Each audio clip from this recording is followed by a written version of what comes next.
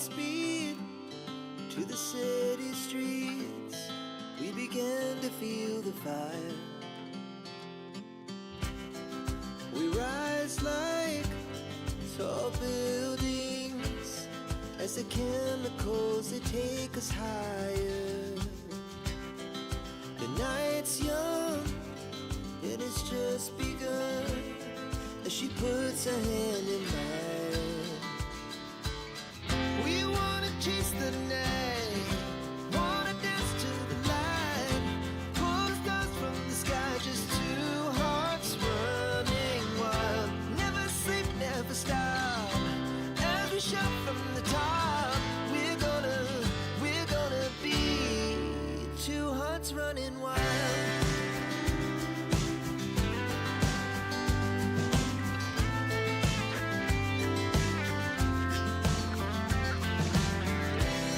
Now the morning is the afternoon. We lay awake in bed. The laughs so loud as the hours pass. We're gonna do it all again.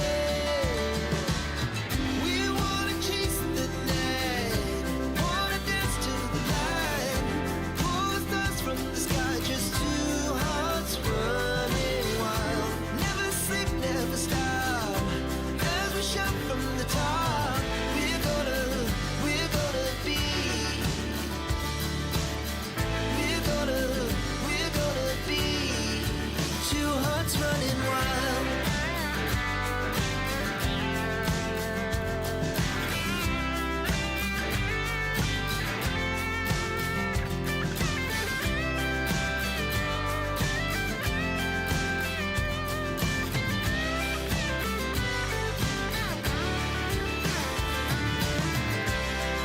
The moonlight, summer sky, it was the best we ever had. And we'll stay on forever. We'll never have regrets. We wanna chase the night, wanna dance to the light, pull the stars from the sky, just two hearts running wild. Never sleep, never stop, as we shout from the top.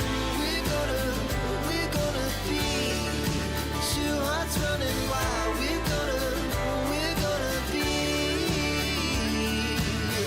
we're gonna be two hearts running wild.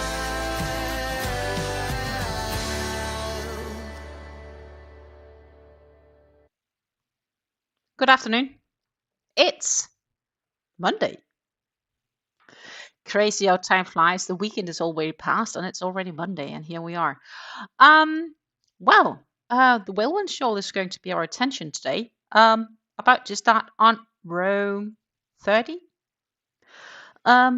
Did not do as much as I had wanted to because a few other things had to take my priority this weekend.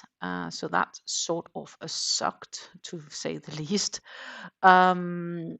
because it's some political changes as to how the European Union is handling waste, packaging waste from stores, which basically means that all businesses who ships into the EU, and it does not matter if you're already in the EU and if you ship to another EU country, or if you're from abroad the EU and ship into the EU, you have to be registered in each country where you're shipping to and help pay some waste or recycling fees there. And that to some extent depends on how much you ship to the countries, but you cannot ship to the countries without being registered. Some of them requires you to have a representative. That also costs a fortune. Some small stores has calculated just for being registered in all 27 European countries and pay the basic fees, you're somewhere between 10 to 15,000 euros further, basically, which is a lot of money. And I'm all for waste and recycling and limiting waste pollution. But given the fact that I'm not really having customers in the EU as of current, um, I have chosen to shut down shipping from my web store to all EU countries as of speaking, simply due to, well, I can't afford it and it's just crazy stupid politics. So right now, believe it or not, it is for me cheaper to ship a parcel to the US than it is to ship to my neighboring country in Belgium or Germany for that matter. It's crazy, huh? Not shipping fee wise, but with costs basically, general costs. It's freaking crazy. So I turned off all shipping to the EU as of the time being. We hope that they do look into rules for micro businesses and micro companies. Here in the Netherlands, they do have a rule for a micro company. So basically, if you have a threshold revenue under, I think it's like 2 million euros a year, plus up to 50 tons. It's 50 kilo, it's 50 tons. I think it's 50 tons of waste. And I don't send for 50 tons of packaging material anywhere in any case. So the Netherlands can keep purchasing, and everybody else not a part of the EU or the European Economic Agreement, basically. Yeah, it's crazy, I know. And it's not just me, huh? It's not just me. It's everybody here in the EU. It's also graphic designers, people making stickers, cartoons, people doing potteries, handmade potteries, etc. Um, of course, also this also hits like indie yarn dyers, small yarn dyeing companies in Germany or in the Netherlands or everywhere else here in Europe. Um, if you're not a big company, this is not going to be sustainable. So basically, the European Union just closed down European Union trade for small companies. Oh my goodness. Susan just got a McDonald's ad in Chinese. And good afternoon, Helle. And a good afternoon and good morning, Jessica. And good morning, Susan. Yeah, this situation is totally crazy. I don't know what to say. I understand that if we were to add more tariffs as a penalty towards the US adding tariffs to us, I would kind of understand that would happen, and I would just blame it all on Mr. Trump. But that's not the case. This is the European Union within the European Union wanting to combat waste and handling pollution, which I am absolutely a fan of. That has to happen. Um, but I'd much rather have that being applicable to big companies, big multi-billionaire companies who can afford it, who can deal with it. Um, all of us micro businesses are often just a one person band, right? So it's us who has to handle everything. So first of all, we need to earn our own salary, and then we need to take care of all the administrative tasks on top of it. So it's not just creating a product, it's everything around it. This of course did push me towards me being more focused on getting patterns designed. I want to start really, we've talked about it so many times. I have this dream and I have many ideas. I want to efficiently start designing patterns. Patterns are digital. There is no packaging waste. I can send them to anywhere without issues. Of course, in the EU, I will have to collect European value-added taxes from each of the countries because digital goods are handled differently with the value-added tax aspect. But that's a tiny, tiny detail. It's just it's administration that we'll have to do like once every 3 months. And it might take half an hour. And only I have to handle it if I had any purchases outside of the Netherlands. Honestly, I can deal with that. I mean, that's overseeable. And that is what I want to do. So I want to start actually focusing on designing patterns within all aspects. Basically, I have some great ideas that I'm really looking forward to testing and playing out. And yeah, I guess we're going to see how it's going to work out in the end. Right. In short, that's what I want to do. But before I want to do that, I want to finish recording all of my sort my stash videos, so I know what my stash is. Then I know what I can dive into for yarns when it has to start picking up and start some designs. So yeah, that's kind of basically what we will be heading into. And therefore, my bucket hats aren't completely ready for being launched yet either on my store. I have done the first bits of photo handling. I have though seen that I have one photo of which I really should retake. I wonder if I can actually do it decently here. I don't think so because light is crazy. Um, but I missed one flat lay photo, and else the three bucket hats. You have seen them all. They are gonna go on my website. Here we are. I just need to do the rest, and I need to do measurements on them to get the exact measurements because they are slightly different sizes, and to ensure that they fit people's head when they order them. That would be really sucks if they don't fit right. So I need to get them measured, and I need to get one new photo taken of a flat lay because it's darker than in real life, the photo. It looks much darker. So that's what I need to do. And I wanted to get it done all of this weekend, but instead I took time and I spent time looking into these new P, P, W, R, and EPR laws of the European Union. So basically, this packaging and waste regulations, as well as the responsibility you have for taking care of your part if you bring a product on the market, or in any case, if you send it to the end consumer. And no matter what I do, I will always be sending to end consumers, which means that I will be responsible for the packaging that I send in needs to be recyclable. Not a problem. So far, I've been sending it in cartoon boxes, which is like heavy paper, heavy duty paper, cardboard boxes. They're recyclable. But, you know, needing to write up all of this and doing that for every individual European country. And if I sent to, let's say, Portugal, I think needs to have a representative. So you first need to pay 300 euros to have your representative there, and then you need to pay for the amount of kilograms of waste you bring into the market. And I mean, I can't put that down on one single client maybe wanting to buy a bucket hat or a shawl or a scrunchie. It's just not realistic. So it's not happening. So the European Union are here cut out. I can't do some private things. If you are interested and you are in the EU, please send me an email and we'll talk about it privately, but I cannot do it officially by any means. The rules and the regulations of the PPWR here in the European Union will go into force as of Wednesday. So yeah, it's fucking sucks to say the least. Sorry for my French. So yeah, I have to do that, and then next to that, they should hopefully go up, and that's something I do look forward to.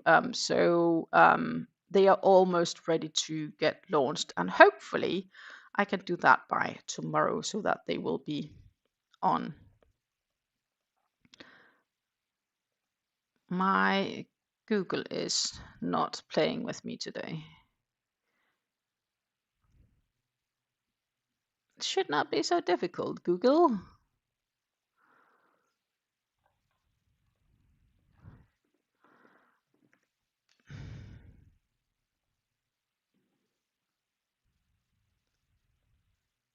Yeah, there we are.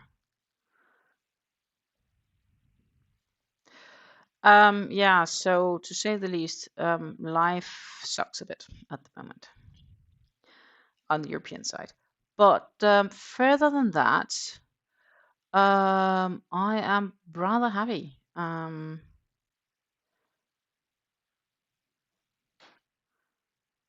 no, I don't need your help. Oh my goodness, I still have so much ads from these people wanting to fix my store as if that's gonna be fixable.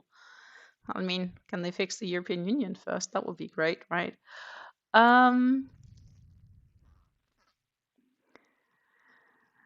Jessica says her hubby went back to work. He just had 3 weeks of vacation. That's nice for him, though. But unfortunately, the back to work is less so nice. Good morning, Rav. Jessica sent me an email. And I see stuffs. She's working on Veilwyn crochet. Oh my goodness.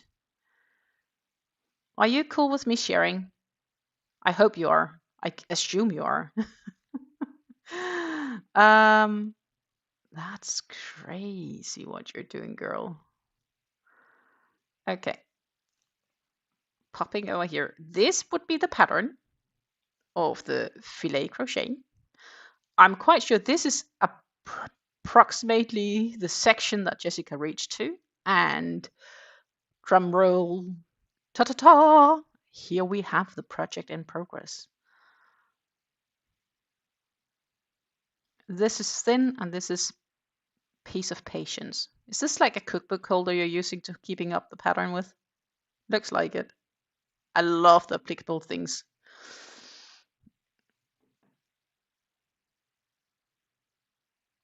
It's definitely very nice. Definitely very, very nice. I do agree. Nice work, girl. Yep, cookbook holder all the way to go. I do have tea. I do have lemonade. I do have me, and I do have a shawl. And Rev, as I just told everybody, I basically just closed down my shop to shipping inside the European Union because the European Union is going freaking bonkers at these days. They are destroying micro businesses, micro companies, companies run by just either one or a few people, because of the same waste regulation laws that they are popping in. And people are basically forced to take on what is it called? I'm all in for limiting waste, but this is freaking crazy. So let's just pop over here actually to give it a look for shorts. Packaging waste. The EU rules on packaging waste, packaging and packaging waste, including design and waste management. The packaging uses large quantities of primary raw materials, increasing quantities of packaging, and are generated in the EU, while the levels of reuse, collection, and recycling remain low. This is a significant barrier to achieve low carbon, circular, resilient economy. And therefore, they have created these sort of PPWR rules, which are entered into force. They were entered into force last year as of 25th, though will first apply as of 12th of August. So I guess all of us kind of hope that they would not go as crazy as they have. But with the new amendment they did is basically that every business is responsible if they send something to the end consumer. So basically it covers all packaging and packaging waste, regardless of materials of or original. They have set requirements for the manufacturing, composition, and reusability to recoverable nature of packaging placed on the EU market. So it doesn't even matter if you are from the US. I actually did inform even Kelsey about this because I do know that Passionate Kelsey does send some of her products to the EU, and I sent her this piece of information as well because I think she needs to be made aware of it. It will absolutely suck for her to get caught in some ridiculous EU lawsuit just because she sends a couple of packages to the EU. It's important to say this does not apply to private consumers. So basically, if I was sending me private to you private, no problem. But if I send as a company to you, we have a problem. So it is kind of like to target companies to be better at recycling and help the waste management. And basically, it's related to how we can make it more viable for recycling and all of this stuff. But what's most important here is the fact that they say we as companies must be registered in each European country that we ship to. and their pay fees for whatever rules they have, and it's individual for every country.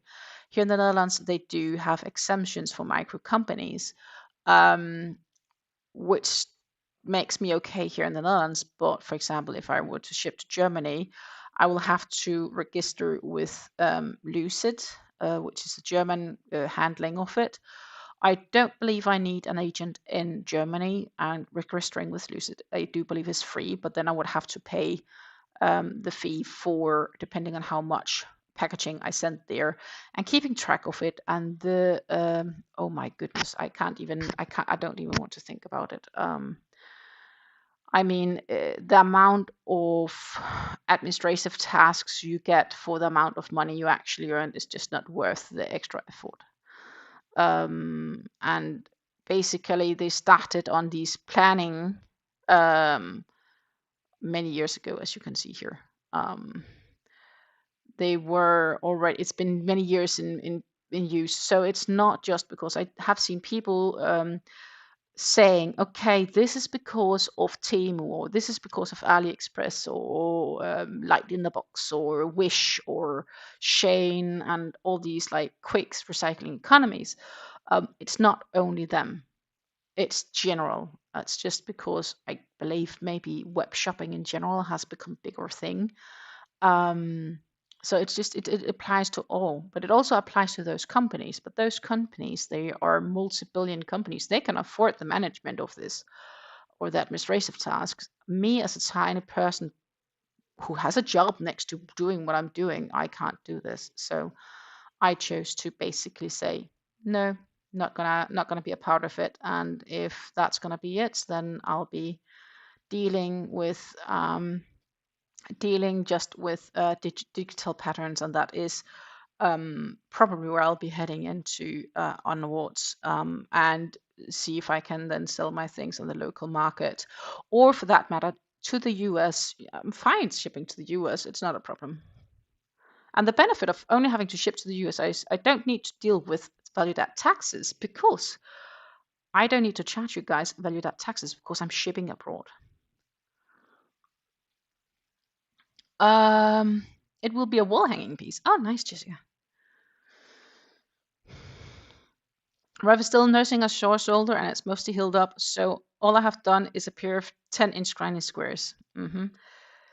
The EU is so regulation crazy. Yeah, it's gotten worse. I mean, this is a fucking nightmare. This is the biggest problem with the EU. They never deal with the problem with a light touch. Everything needs to be a sledgehammer. Yeah, probably that's the case. Right now, it's just it's a nightmare for everybody, no matter where you are. It's just, yeah, fuck. Sorry, that's just my opinion on this. I mean, I'm as I said, I think we need to have regular waste management. And I think it needs to be handled somehow. But the paying to get registered and paying yearly fees, if you're not even shipping, or if you just ship one parcel a year, it's just not viable. I mean, maybe it's viable for a company like Hobby, Sending Yarn, or other companies. I don't know how they're going to deal with it yet, but yet that's not my problem. I will have to see also how many young companies I will still be able to buy yarn from if I want to buy yarn here in the future.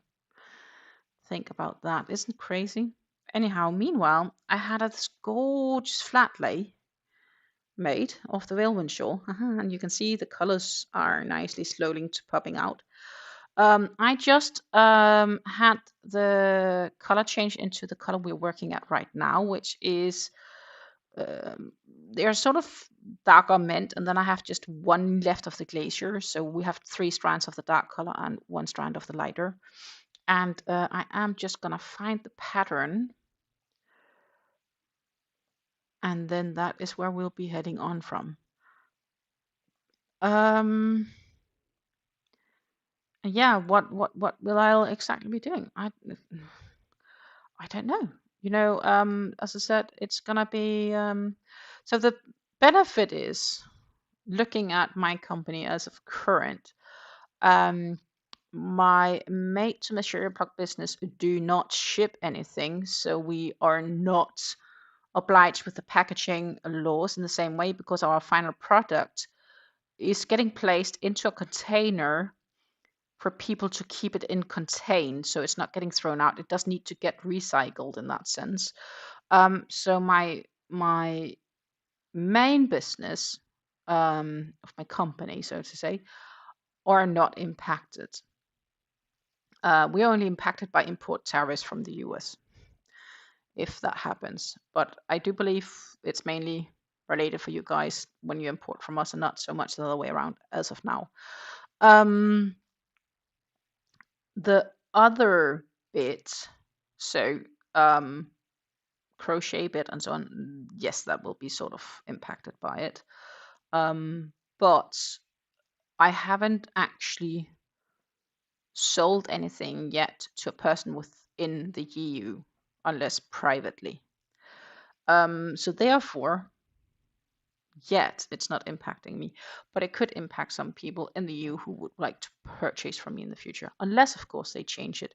A lot of small companies right now are collecting to participate in a petition against this setup within the EU, and I did link to the petition on my page, on my community page here on YouTube, trying to explain what was happening.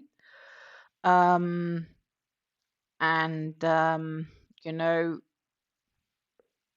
even though it doesn't really directly affect you, you are more than welcome to sign the petition,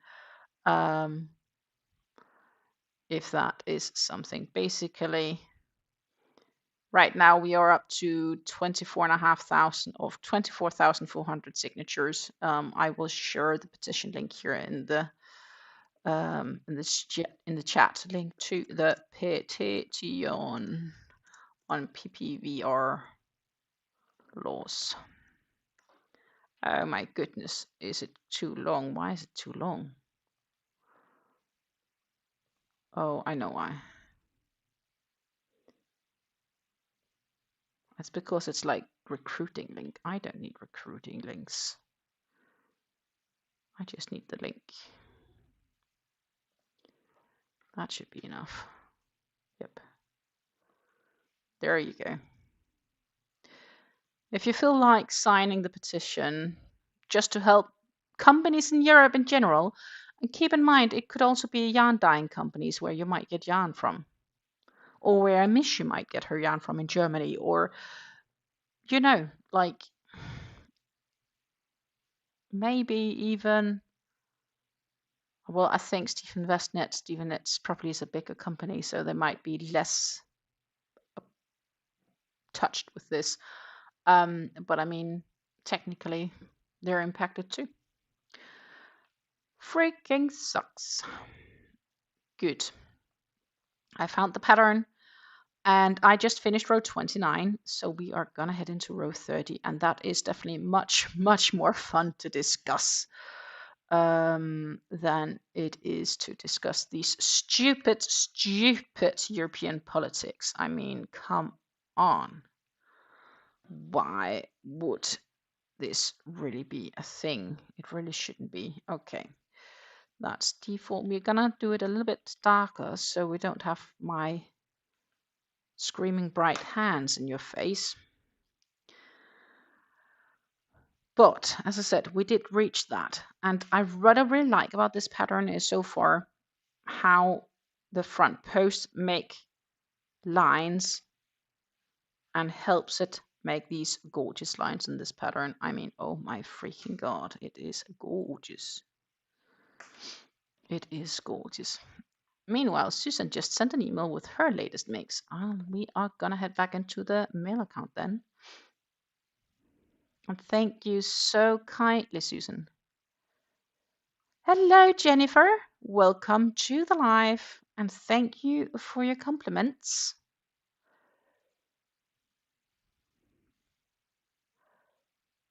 Rev, I'm afraid you're right. Bigger companies will just pass on the costs, and that's what I would have to do too, right? And that's not even realistic.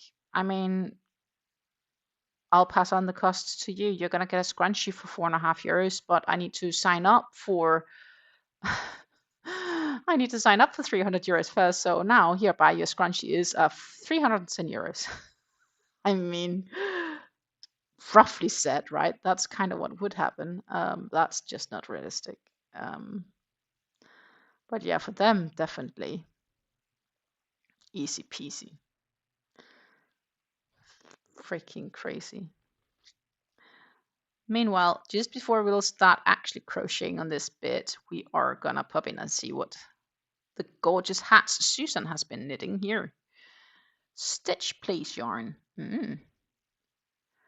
Oh, you double stranded it. Makes good sense because that is skinny. It's like mohair type. Yeah, mohair.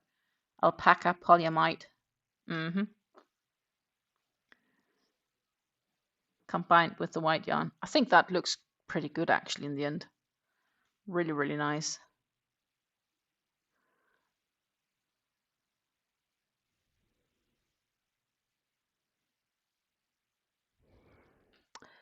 Gorgeous hats. 2 gorgeous hats.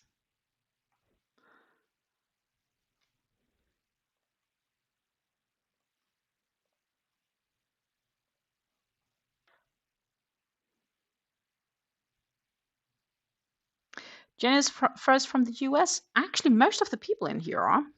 Not all, but the majority seems to be from the US.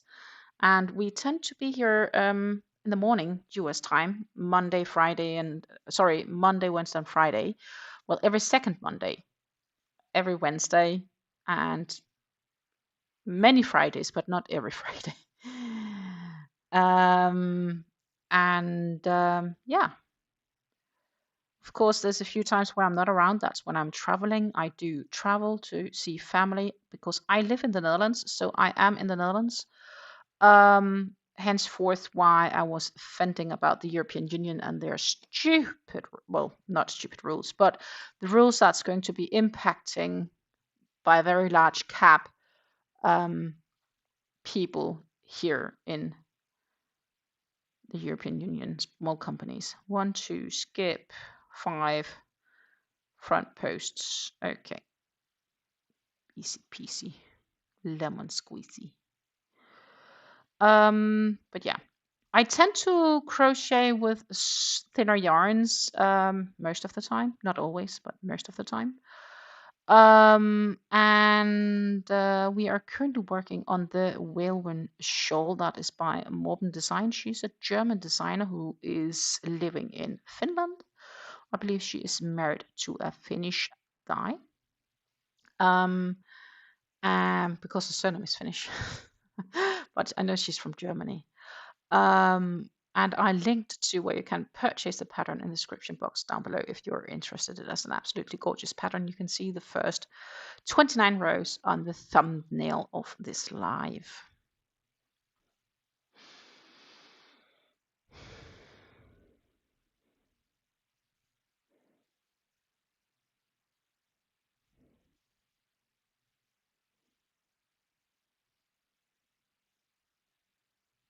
And we love meeting new people here. You know, sit down, grab your project and something to work on and something to drink because we need to keep hydrated.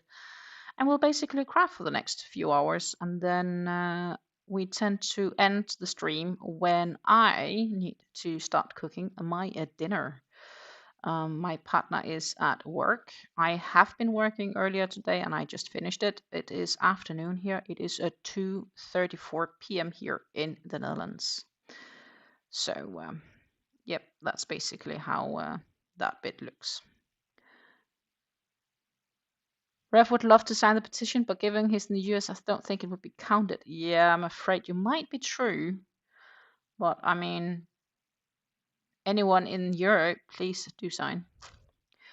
Jennifer asked if I do tutorials. I have done a few, yes. I definitely have, and I should be doing more. that's another side bit of what I want to be doing.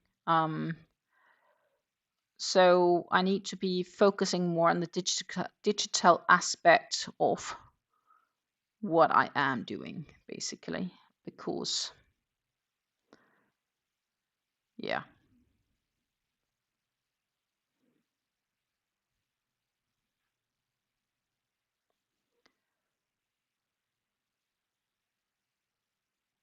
And I think that will challenging me in a different aspect too. I mean, it will require me to think not just creatively, but also, you know, keep track on stitches in a different way and so on.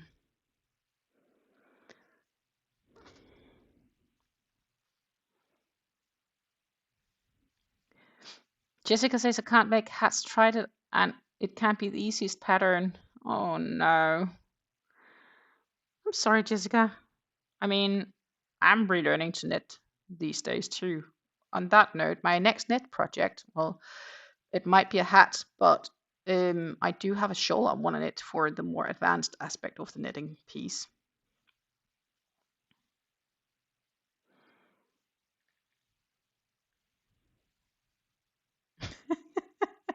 We're here every Monday, Wednesday, Friday, unless we're not, in case we're somewhere else. Yeah, exactly. I mean, that sounds pretty accurate to me.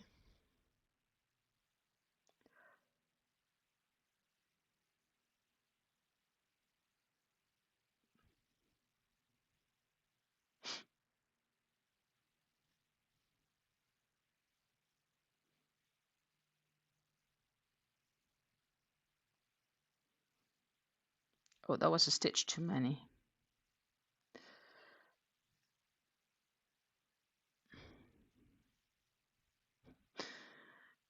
Jennifer said, I understand. That really stink. I love the Netherlands and I watch another woman that's there that I work less with yarn with as well. Okay.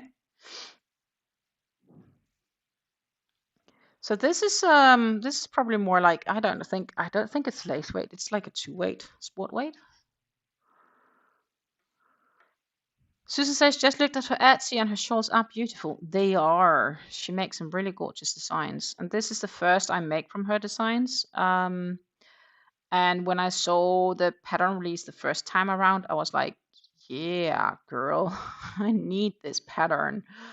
And then I kind of like put it on my favorite list, so to say, because I could like get it later on. And then in June, she actually did have a small sale on patterns. And I think I snatched like 20 or 30% discount on it. And I was like, okay, that's a sign. Just get it. And I purchased it. And that is what I'm working on now. At the time, I was still working on the hat collector shawl, and yeah, well, that was a project on its own, right? It took forever. This one is definitely also taking time, but it's not as bad as it's been. I mean, I don't need to change yarn all the time. This is the cake we're working with for those curious. We are doing the center pole. And as you can see, the lightest of light colors is slowly gonna disappear, and we will get into the darker teals as we go on. Right now, it is still reasonably good to do. I'm sure when I've done like another half bit of this cake, I am not gonna take it out anymore because it will collapse by then. But right now, it won't collapse yet. So I'm just gonna put it back into my box where I keep nicely track of it. I did use a solid white, cream white, natural white, off-white for this bit in the center. I saw that she had done that as well on the pattern and it looked gorgeous, and therefore I was like, yeah, I need to have something, and whatever I choose to do that with, and henceforth that is why it got chosen.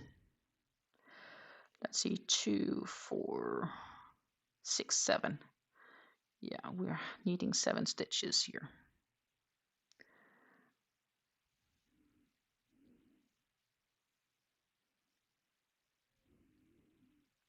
Mine is a bit different. I can't get a hold of hobby cakes, so I'm doing something a little different. Yeah, and that's also expensive, so I don't blame you. I could though imagine this one in their Halloween. I mean, goodness gracious, I am looking at their yarns again. um, so another thing is I will be in a couple of weeks' time. Of course, I'll be in Denmark to see my family, and I know one of the days I am going to go with my mom to. I wouldn't say city because that sounds crazy, but to the town. They live in a very small town, but there's not really any stores except grocery stores. And we're going to go to a bit bigger town where there's a few more things like hairdressers and actual shops. And they also have a yarn store there. So the plan is that we are going to go see if they have something nice. And I am also going to look through. She might know if she has listened, and she's in here right now somewhere.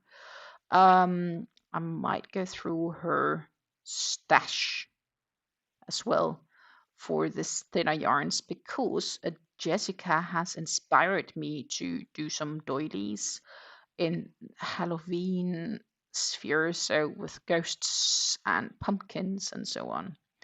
So I'm either going to get some solid lace weight yarn at some stage, or I may check if my mom has something, because the thing is, I don't have any directly in my stash that might be relevant, unless you would think I could use the hobbies 8 for cotton. That could work. That could work.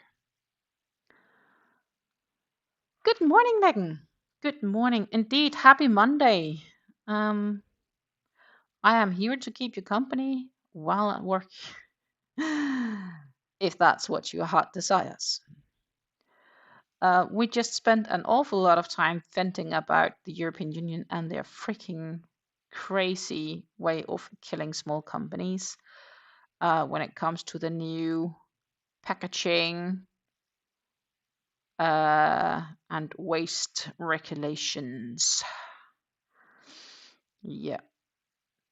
I guess we all knew they were coming, but for small companies, it's just crazy. So here in the Netherlands, there are laws and regulations that omits me because I am micro business, but most European countries do not have something like that. I will need to check because some countries may have changed and have some sort of thresholds, and then I may be able to really enable shipping to those countries. For example, if in the UK, you are not touched by the European Union bullshit, so you're fine unless you're in Ireland. I mean, hallelujah. Norway is a part of the European Economical Area, which means that they are just as affected as the rest of the EU.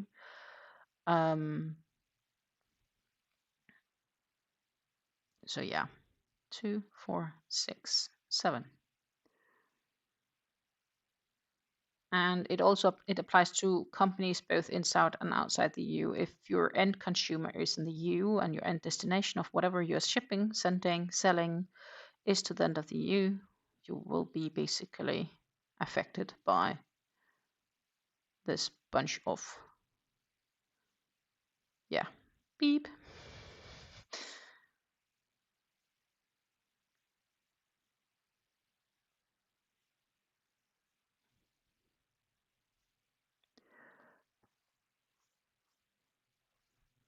Jennifer, I do have tutorials on 2 shawls on my channel, and a poncho and a pair of sleeves, bolero.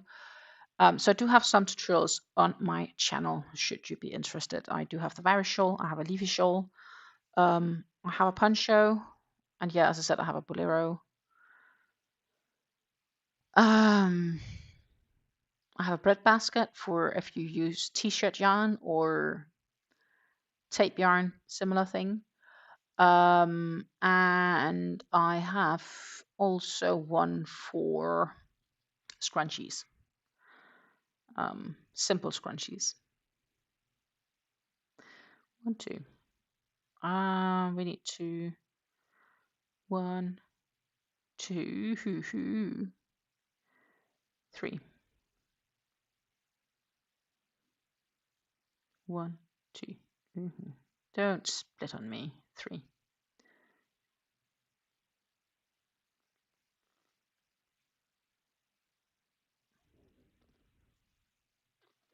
Working away. Well, enjoy work. Rev said Saturday was my birthday. Woohoo! So I made a GS in the color of my precious birthstone spinel. We are gonna have a look. The colors of the shawl are coming out beautifully, Megan says. I do agree. It is going nice. And let's face it, the cake suggestion was by Rev. He did suggest me using the cream. I ended up going with the off-white. I think it looked nicer. I'm still happy I did the off-white. It does give it a bit cooler look though. And the cream might have worked. So it's not saying it wouldn't, but I still think I'm happy with the choice I made.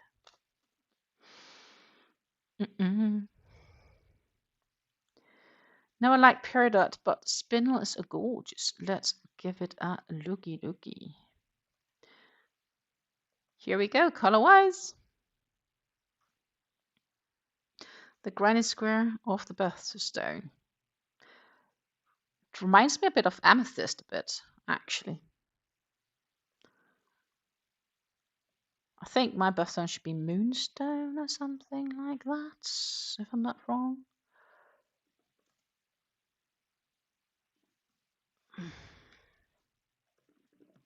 Now I'm curious, so now I'm gonna look. Oh, it says something else. Garnet. Ooh. According to that, it's garnet. Who would have thought? The other is related to month, something like that. Well, I'm good with garnet. It's red. I love garnets. Just saying. I'm cool. I'm absolutely cool with garnets. Yep. That works for me.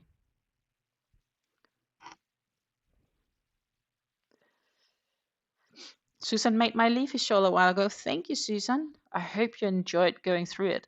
And I do them both for right and left-handed crocheters because actually it's easy to make it for the opposite. So while I am sort of multi-handed in the sense of I do use my left hand for some things and I use my right hand for other things. So I'm not 100% right-handed. I am mainly right-handed and right hand dominated. But when it comes to the tutorials, depending on how I do things, it is actually possible to just flip the recording and the whole video bit around and basically therefore just flip it, so to say, graphically speaking, and therefore it then instantly looks like as if it was left-handed. So I decided to do that too with everything I make because that would be fair.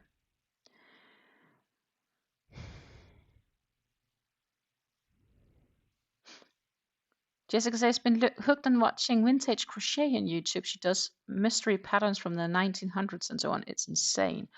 Oh, that sounds like a genuine challenge too. Maybe I need to give that a look. Not that I'm sure that I'll... Like, I'm always in for a challenge. Know that I'm good with challenges.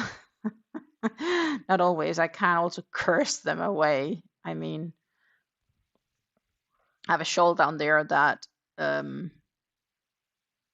need to curse less, and yeah.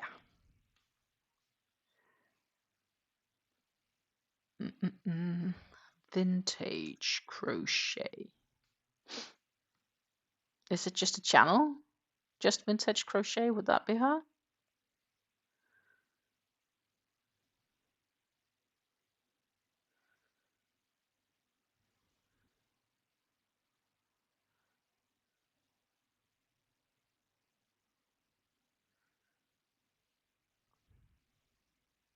Okay, cool.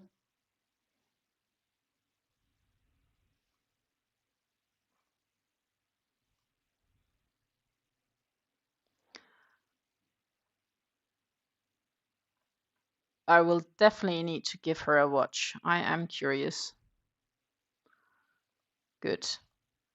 Bookmarked.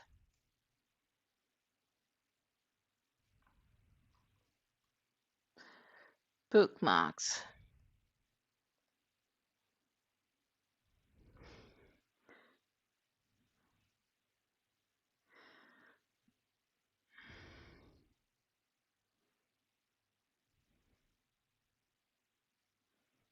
Oh, got stuck.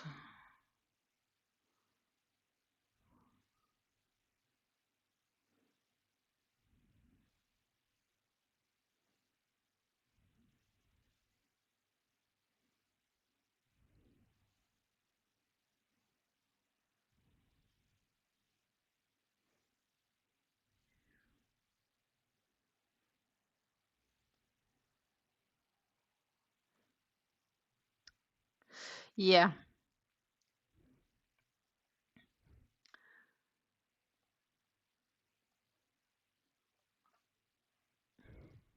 Jessica's still having 6 days to her birthday, and her birthstone is perioded. Funsies. Anyhow, I definitely did set it up just for curiosity's sakes. But I think it's fascinating attempting to do things out the 18th century. I mean, sometimes you still see old patterns. Like, for example, in my parents' kitchen, there is actually like a window curtain that only goes half up from the bottom. And that's filet crochet that my mom made, and it has roses and stuff on it. I mean, gorgeous.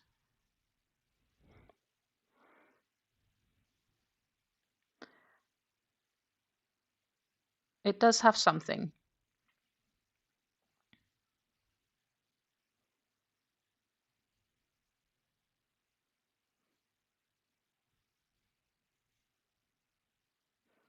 But yeah, so wanted to make a few doilies as inspired by Jessica. But I first need to find the yarn.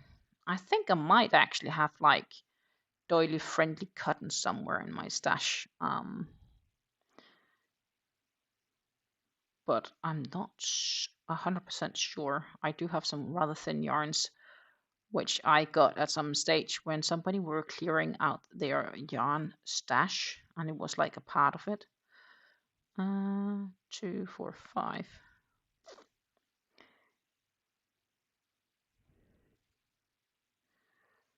Yeah, we are doing front posts, right? Yeah, we are. Sometimes I just get in doubt and I'm like, did I actually do it correct? Oh, and I forgot to mention I had to frog back a row this weekend as well. A few rows ago. Because I had forgotten 2 chains. Who would have thought? But luckily it wasn't. It was still not that far in. I mean, it wasn't hours of work I had to frog back. Maybe half an hour, 40 minutes.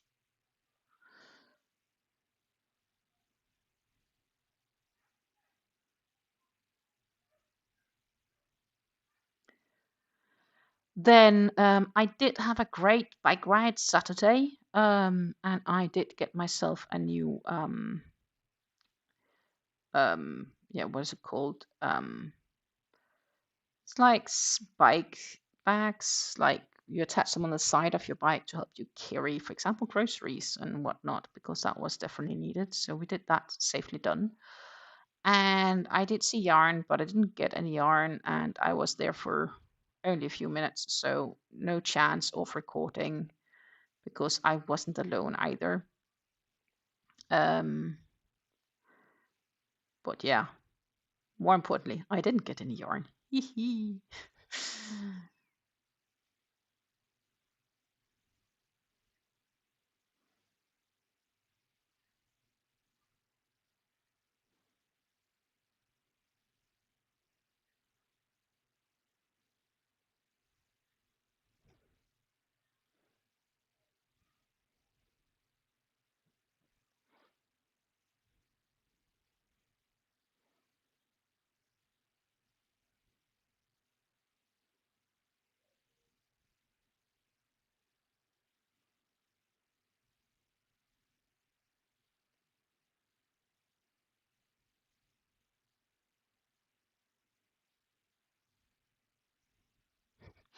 Rev bought a skein of yarn on his birthday. Oh, Rev, what did you get?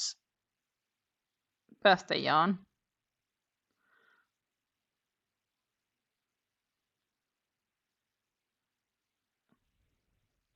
I mean, I've been looking at hobby. Not that I will be getting any hobby, but I have been looking at the lace yarns. And this is the closest I get to the pumpkin color, I guess, from these lace yarns, because the others are like different colors. So this is the closest orange you get. That's their rust. And they also do have a white, but that's sold out currently. Not obviously gonna get that. We could look at Linda Hobby. They also have lace yarn, but I think that is these days also as close as their bloom lace. It's 100% mercerized cotton. This is thin, like they recommend 2mm needles, so I'm not sure if I'll be happy working in it, but we'll see. This is a nice orange. That's actually in stock. Ooh. But the white isn't. And nor the natural white, but I would need the white. And they actually have quite a few here not in stock. Oh, they do have more in stock now, but they still have some not in stock. But yeah, so that's another alternative, of course. I mean, that might be better than this one. But look at the yarns. Look at how similar these are. It's also 100% mercerized cotton. 50 grams to 280 meters. 50 grams, 280 meters. And they also look like they're wound up in the same manner. I mean, don't tell me it's not the same company making them. The yarns, that is. It's not that Hobby's a manufacturer. They're just really good at finding yarns and putting their own label on it. And I guess the same now goes for Linda Hobby, but the Linda Hobby also sell a lot of other yarns that's not necessarily their own label. This one could be worth it, maybe, but it might go on sale in September. And then we're like 40 to 50% off, but I only need one. But meanwhile, we can hope that they restock the white. Then this could be an option for it. But then I still need to find other yarns. I mean, I'm not going to pay shipping for 2 skeins. That's not happening, my friends. That is not happening. Then I will find an excuse to buy other yarns. Find a project I can make.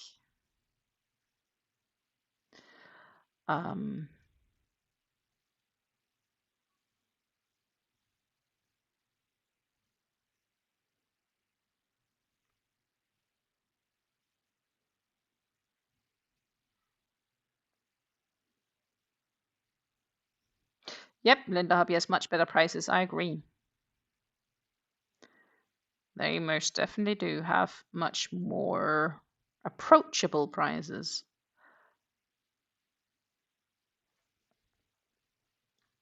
And once you kind of get used to their cycles of certain sales, it gets easier as well.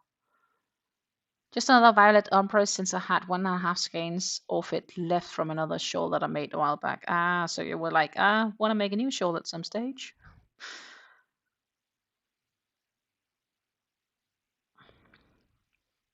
Jessica says the ghost she did was 1.75mm hook. Oh my goodness. That's tiny. I mean, I think this, do I have a 275? Now I'm curious. Let's look at what I have here in my bag. I do have smaller hooks somewhere else. But I mean, how far down does these go?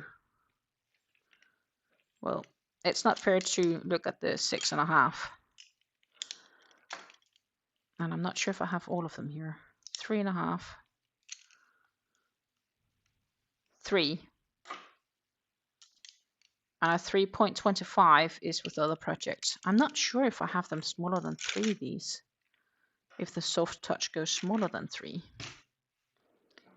Maybe they do, just not where I got them from. I actually think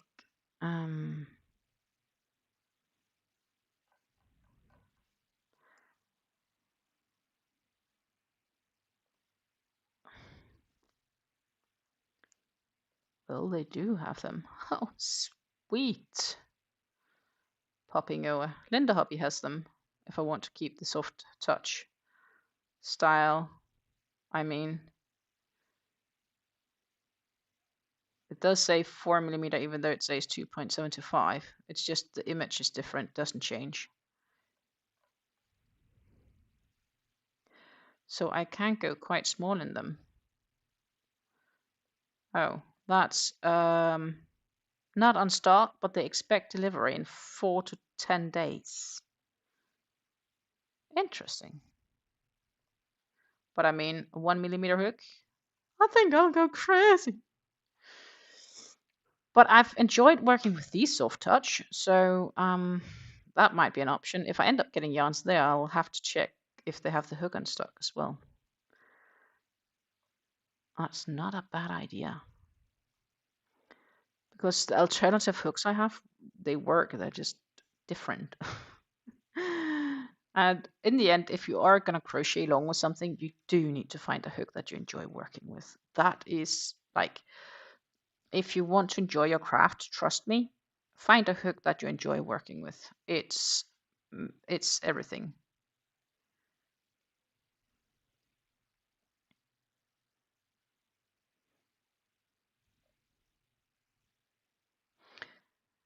It gives you options that you got the extra skein. Okay, cool. I mostly got semi-precious crystals from a crystal shop. I don't believe in any of the woo-woo stuff, but they are pretty and I was looking for a spindle. This is before I saw the price on it. I did get some other stuff, including a necklace of amethyst chips and a garnet palm stone. Stones can be really expensive, can't they? I mean, come on, we just concluded that my birthstone is a garnet.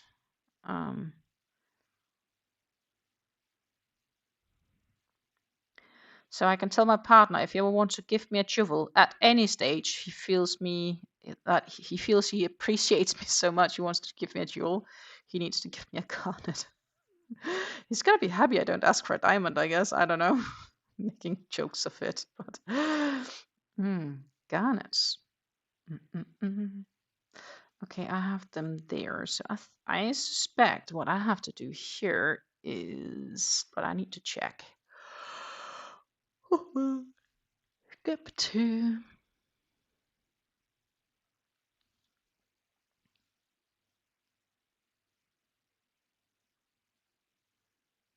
Skip to repeat until the middle. Yeah, okay, yeah, that's true. So basically we'll work in a new thingy here.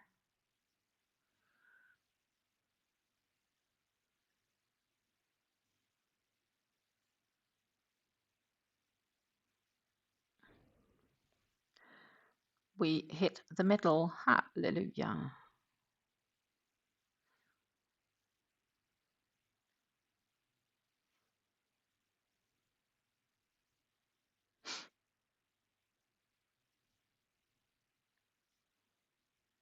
And crack it on. That's around when I had the color change because I can see a little bit of that end here. I desperately feel like cutting that yarn, but I won't just yet. I mean, if you cut it too close and the nuts unnuts itself, that's a lot of work you can get to redo then. No, no, no, no, no, no. I do not want to do that. But I am tempted just because I hate loose ends or the feeling of loose ends.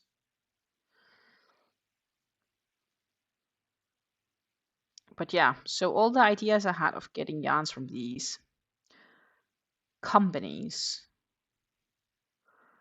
in Europe, I'm not sure if I can anymore. Or if I do, I will have to order it to some friend's place I have in Germany and then say, hey, is it okay if I order a parcel to get delivered at your home? And then I come and pick up like next time we see each other. I guess that's an option.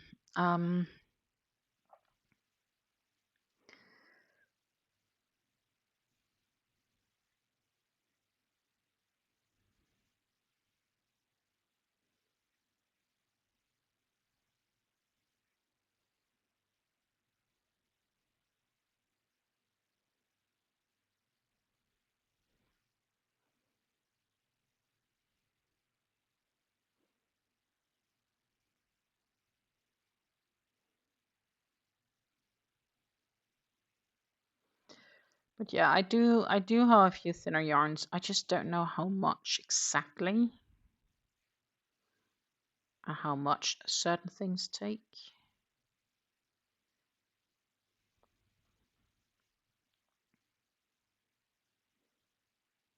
So there's also a possibility I'll choose to use it for something else.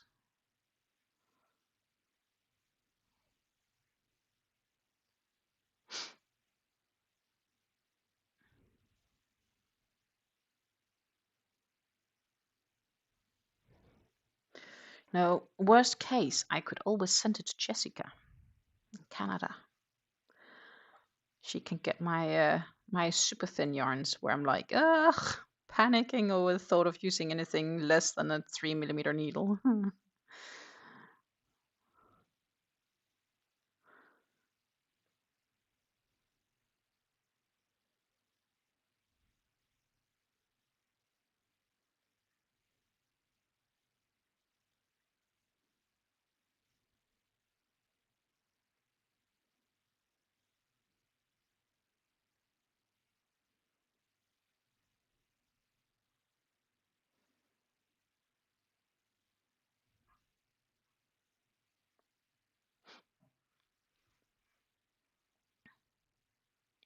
We also tend to watch. They just had this new show on Discovery a couple of, it's probably a month ago now, where they were finding stones, gemstones in Australia. I was watching that with my partner. Crystals, amongst things.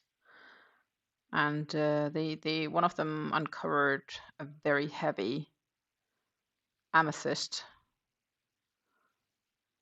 like it was probably worth in the millions. But he wanted to see if he could sell it to a museum or something else where people from all over the world, if they wanted, could have the chance to enjoy it rather than sell it to a private collection, which I totally understand. I mean, if you have something absolutely extraordinary, everybody should get a chance to see it.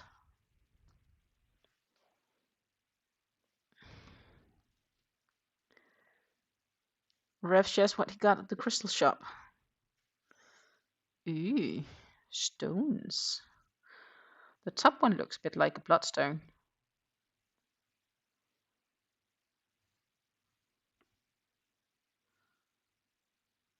I love stones. Sometimes I'm wondering, but that's probably would be even better if I would live at my parents' place, like to get a tumbler and tumble your own stones. That would be cool.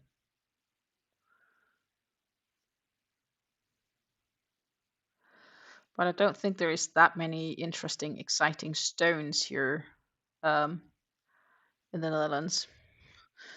You'd need to be lucky if you break some glass and you can put those in the tumbler instead. Interesting purple one. I also like the tiger eye stones, if that makes sense.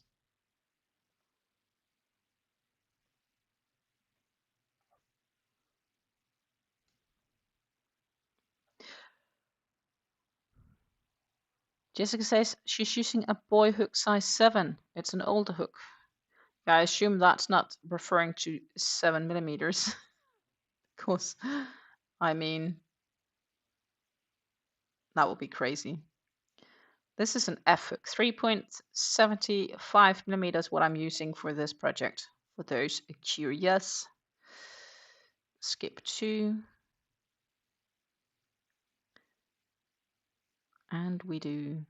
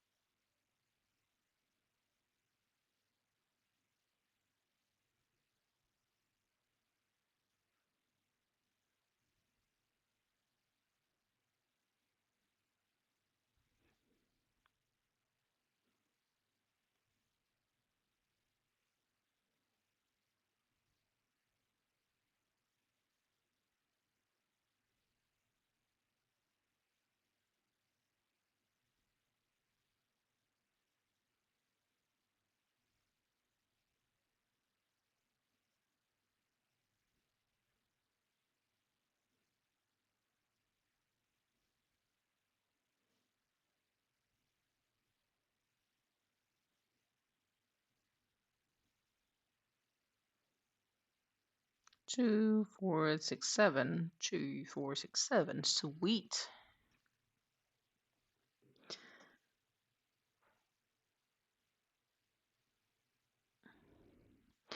I think we might get a color change today. We might be lucky enough to do that. I mean, and that is where we then will be heading away from. So we had the solid color down here, the glacier. That's still what we have one strand left off. And that will be gone. And then we'll get a darker teal in it, or turquoise.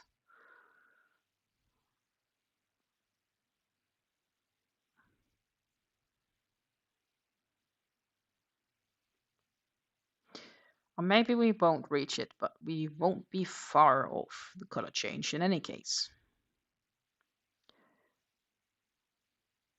Also, I found the yarn for the bat, because I'm going to make an amigurumi bat, right? I found the yarn, and I found my safety eyes, and I went through my box of safety eyes, and guess what?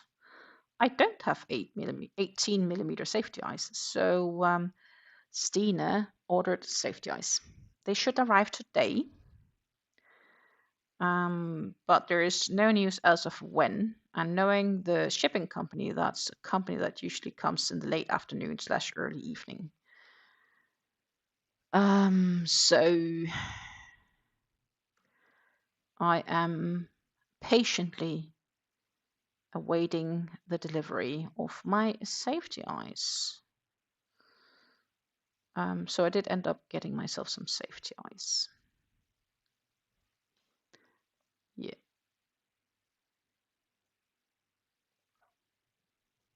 So I'm just gonna see if I can actually track my parcel. It doesn't say it's been delivered for transportation yet. Just that it's on the way. But it should arrive today, so I'm quite sure it comes in the evening, like it probably during my dinner or whatever. On that note, it's a bit early for the conversation of dinner, but what are you guys doing for dinner today? Here I am doing pancakes, because, well, I had actually originally planned something else, but since that was in the freezer, I decided, why not pancakes? I had some extra bananas laying, and yeah, I have some eggs that I need to use. And I mean, eggs go into pancakes, and it doesn't go into the alternative, I had thought.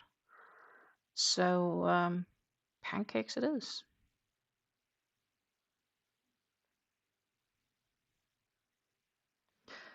Did you guys plan dinner yet?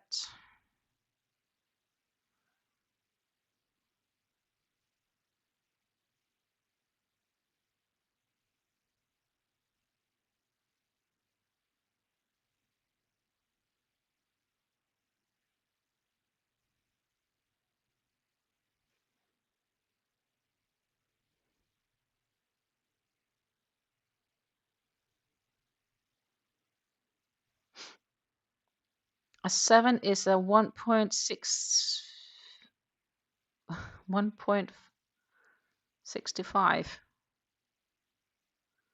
millimeter. Whew, that's tiny. I mean, it's smaller than what I desire. I'm rather impressed with those who can do it. I think some of them also sits with a loop or a lens to help them like increase size or something. I mean, have you seen some of those earpieces like ear charms, but crocheted in so tiny, tiny, like mini granny squares and stuff like that, put on ear studs? I mean, that's also done with thread, crocheting with thread. Oh my goodness, the patience needed for that is, I can't even grasp it. 2, 4, 6. And I mean, I'm okay with the 3 millimeters, but anything smaller starts to be tiny. I did 2.5 millimeter for the unicorn heroes back then, but it's not like I'm a big fan of it. It's more like it was a necessity. Susan says, sweet or savory pancakes? They're more probably like sweet pancakes.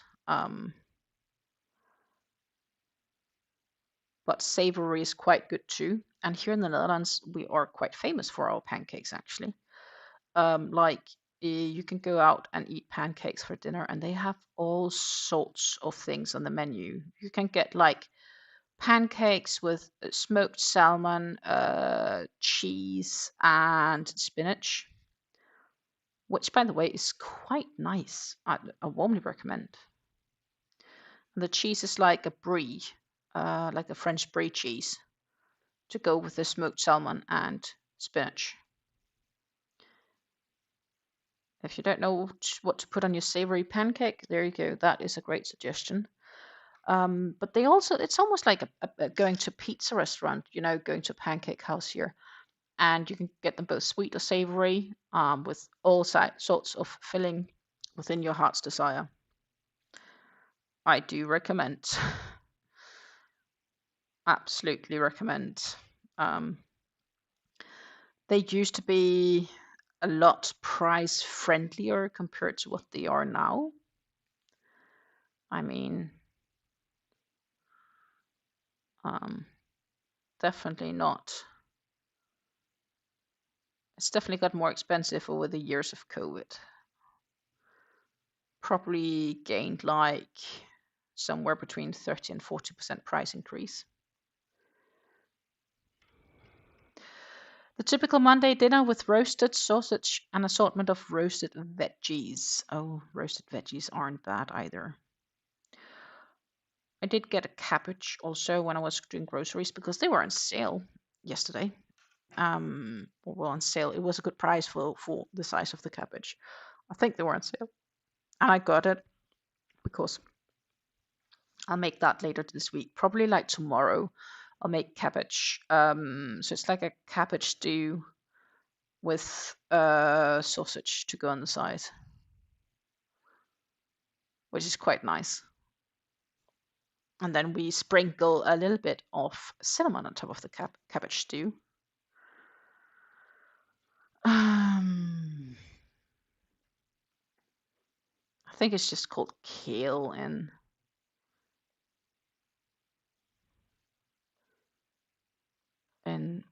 English. Let's see if that actually has a translate word for it.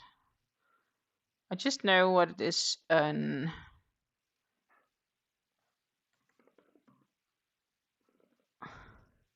Pointed cabbage. I don't know if that's even a thing. Let me pop over for you guys to get an idea. Here's the cabbage. It's a pointed cabbage, much like a general cabbage or red cabbage, but it's pointed. The pointed cabbage is a little bit sweeter in taste, I find.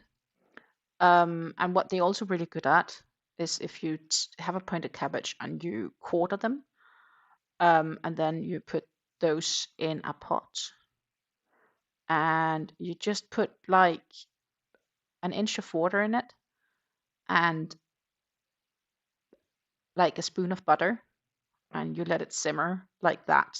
Kind of steam it with the butter in it, and then just serve it like that. Oh my goodness. Basically, um, similar to this. These are fried and not boiled, but it's similar concept. That's great too, by the way. Ooh, icy salads. I get inspired. But I do need to make a salad for, I think, the barbecue.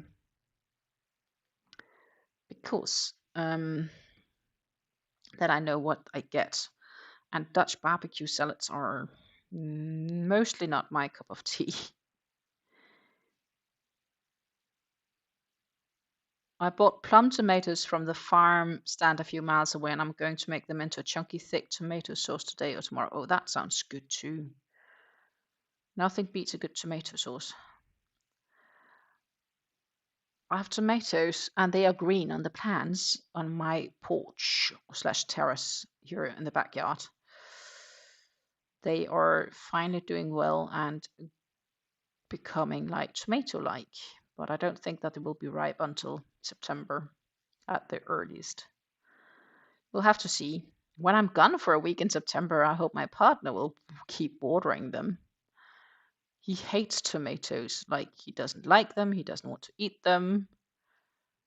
So I know these tomatoes that I'm growing is just for myself. It's just for my own snacks and just for my own fun. But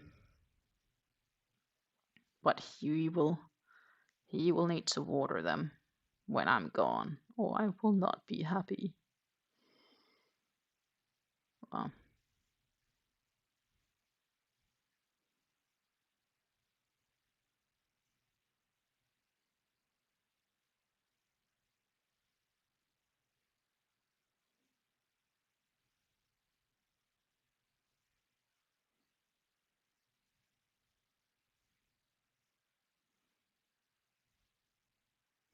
2, 4, 6, 7, 2, 4, 6, 7.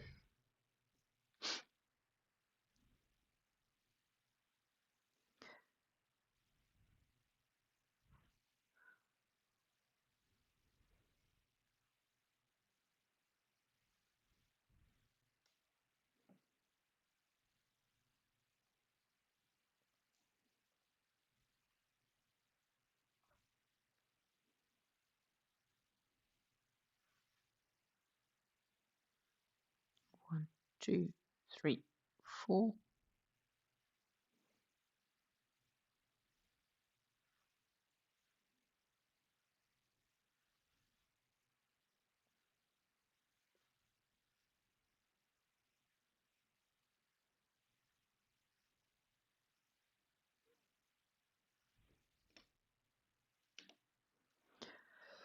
Which means this row is soon coming to an end, my friends.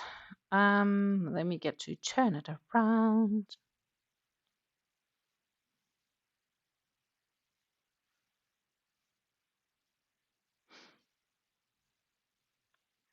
So the tea I have today is the Chinese Spring.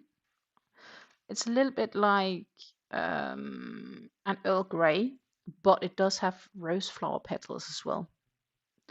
And I'm going to hope that it's cold enough now to drink. I think it is, because it's been 1.5 hours after all since I made it. And I have to say, this thermos keeps it warm. Like, ooh, very warm still. I'm impressed. It is the best thermos mug I've ever had. If you need one, I will warmly recommend Tefal. Tefal is a German brand, actually.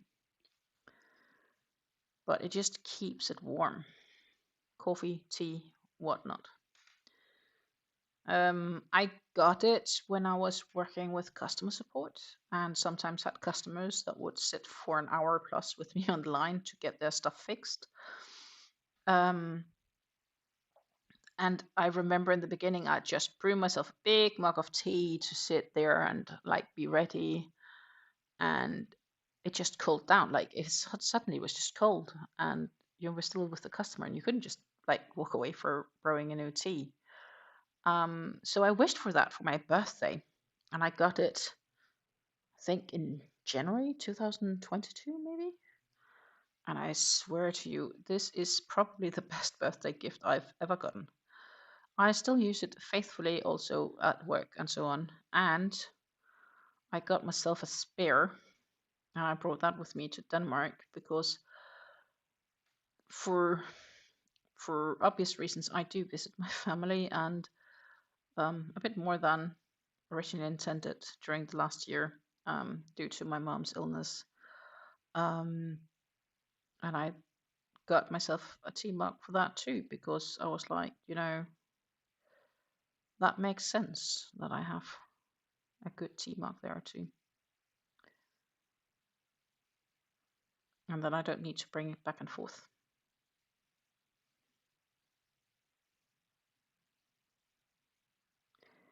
Good.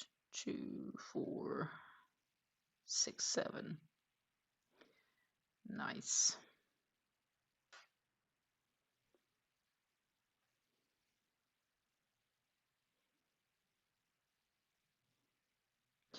On that note, I have been looking at flight tickets for November. I mean, I want to go in November. I still have some dates I need verified before I can actually order the tickets. But I've been looking at them, and I'm going to tell you guys something crazy. I mean, I'm doing crazy flights already as is. I mean, I do a stopover in Amsterdam. I drive to Düsseldorf to do a stopover in Amsterdam to fly to Denmark, which is crazy because direct flight from Düsseldorf to Copenhagen is an hour, and from Amsterdam it's an hour and 10 maybe at worst. But I do that because it's cheaper and because I get more experience slash miles to keep my frequent flyer status, which does that I can get my free suitcase with me when I check in. Free suitcase is a lot. So it's like 70 euros per trip. Like, it's a lot of money. I mean, it's half a flight ticket.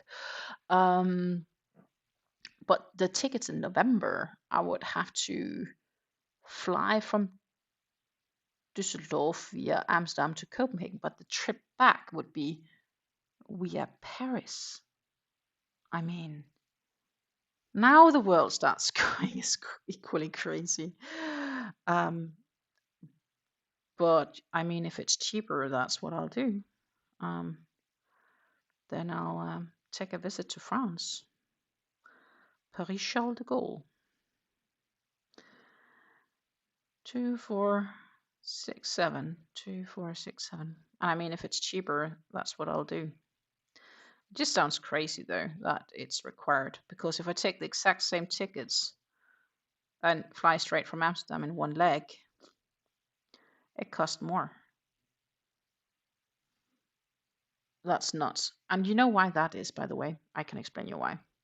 It's because the Netherlands has a passenger tax or flight tax. Depending on where you want to fly to, you pay an extra tax. But I'm not so sure if you have transfers, if that flight tax is in the same way applicable, due to obvious reasons. I mean, if I try to catch the same flight and it'll cost me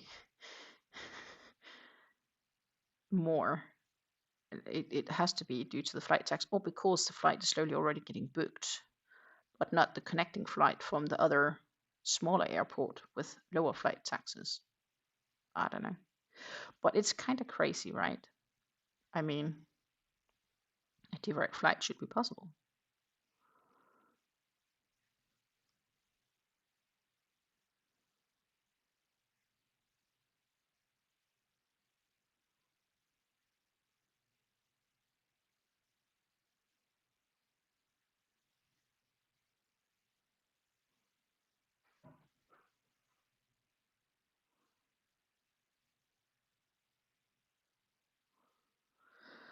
Two, 4, 6, 7.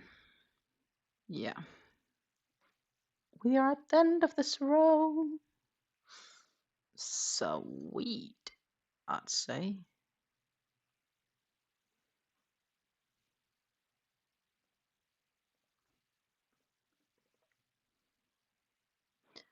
Just need to take out the stitch marker, make a double crochet, and then we get to turn our work and stack 2 single crochets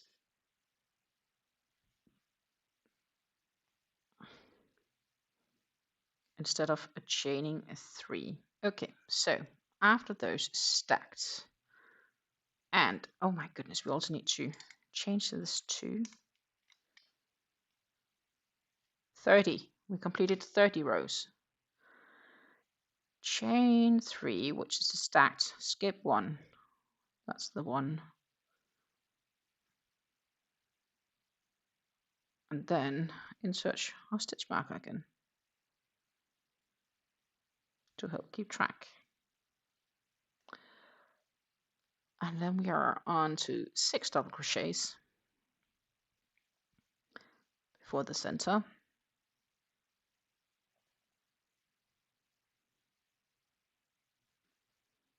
Ooh, I get stuck under my tablet. The yarn, that is, not me.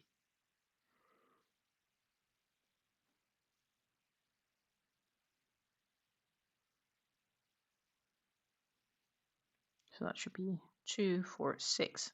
Perfect. And then 2 in the center. And then we are still on the chain 3 in between. Yeah, we are. We should be good. We should be good. I do apologize for the yawning. I felt really tired when I woke up this morning, and I don't know why. And I actually thought I would probably get more sleep, but according to my watch, I'm sleeping the same as I did in July. So I really thought I was improving, but appears not. Appears not. 2, 4, 6, 8.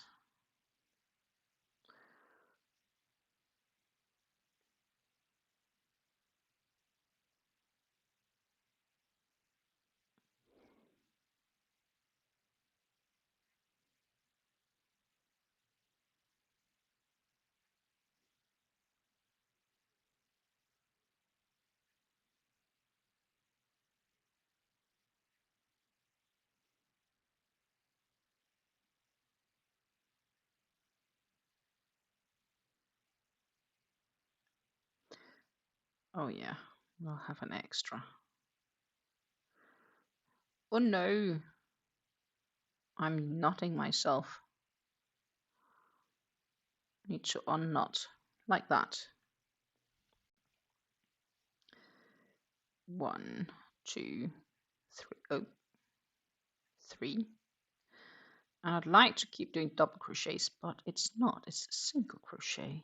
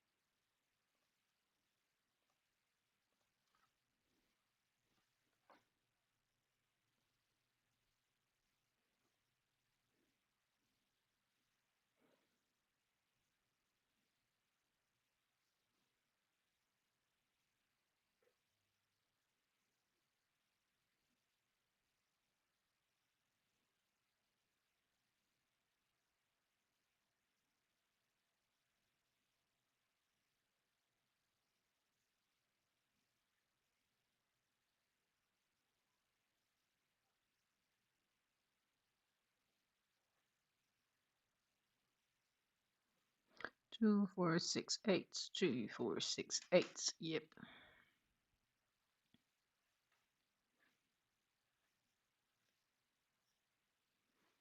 I would say so far the pattern is predictable. It's a 4-row repeat once you get past the initial bits. So it's not too bad. Like not completely 4-row repeat, because here in the tips it does change a bit, but it's predictable changes. So it's a little bit like the Ultimate Sacrifice shawl. Once you kinda understand the pattern, it gets easy.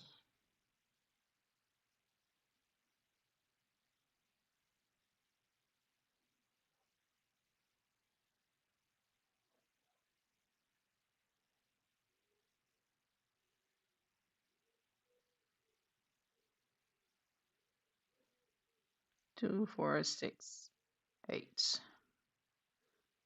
2 more. And this all reminds me of the fact that I have another shawl that I also got this spring on a discounted price that I want to make too. It is from Christina of KAME Crochet. But I think I really should take a look at the water pearl shawl before I start a different new shawl.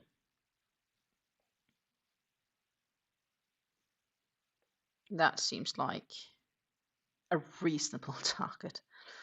6, 8, 2, 4, 6, 8. Else I'll end up making a video of finishing up my VIPs or something like that, sorting my VIPs, whatever.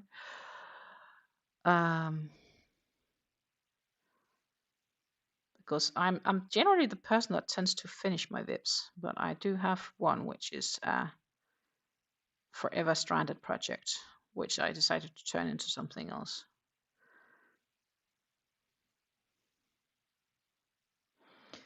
And I'm suspecting that will turn it into its own little video.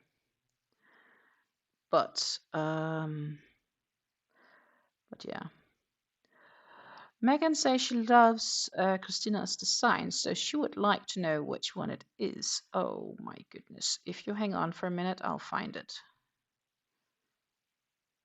I just want to get to the center here.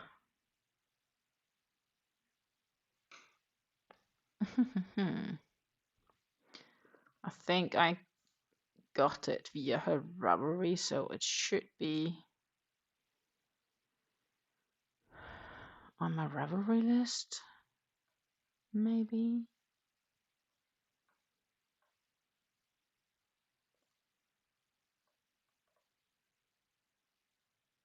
Oh, I have so many other things here. Jesus.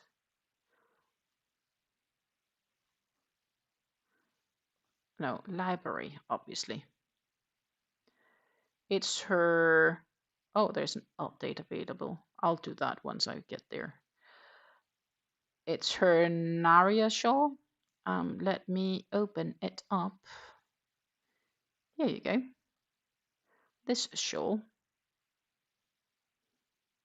is the one from hers that I want to make and that I got the pattern for.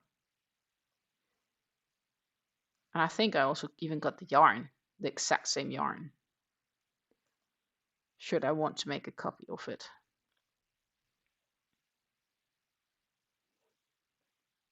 But I mean, it's gorgeous. It is very gorgeous. And it was like, it's not too expensive. She's charging $5.25 British. Not sure why she's charging in British. So €6.40. So that's like, I don't know, around 6 USD maybe. But this one I think is really nice. And I do think, I'm not sure if I have the Sultan Deluxe in that color. I do, according to it says 2 ideas. I think this one could have been made in. Yeah, she did it in Sultan Deluxe. Do I have that? I do. Let's share ideas, but I do have plenty of options also in these colorways, similar colors. I will share the pattern in the stream, because if I do that, you guys could grab it, snatch it if you feel like it. It was launched in April 2026, and I think I got it at the launch discount. So, I mean, I think I got 20 or 25% off too. 2, 4, 6, 8.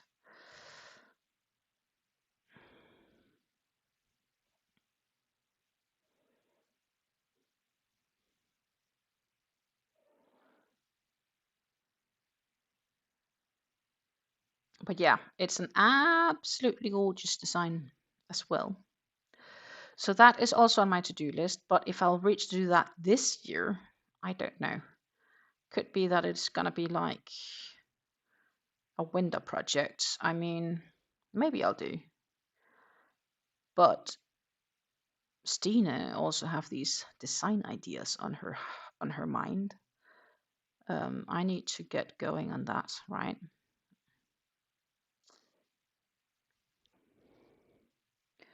And if that's what I want to do, then oh, that was a stitch too many. Then I can't just crack on with all sorts of other projects, which I'll probably still do. I mean, 2, 4, 6, 8, 2, 4, 6, 8. Oh, she might. No, she had recently she has a top, which looks really nice too.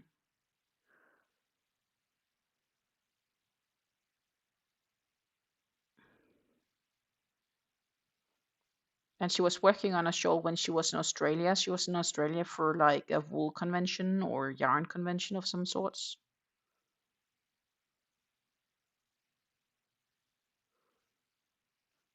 And I mean, that seemed pretty cool.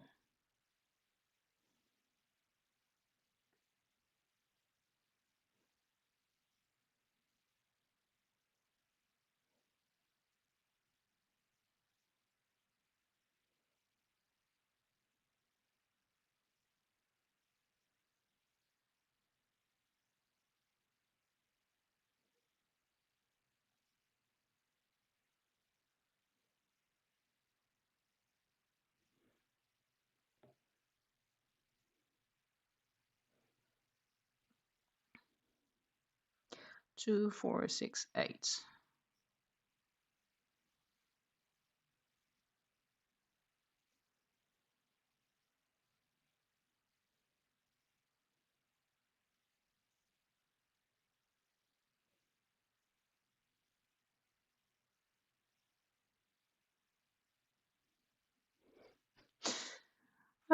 Fingering weight, man. My eyes hurt thinking just about using that. I'm sorry, Rev. I think anything below a DK weight is tiny for you. Like, and even DK weight is tiny.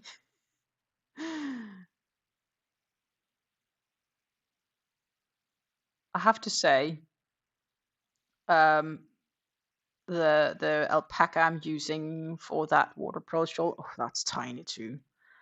2, 4, 6, 8. That's thinner than this yarn.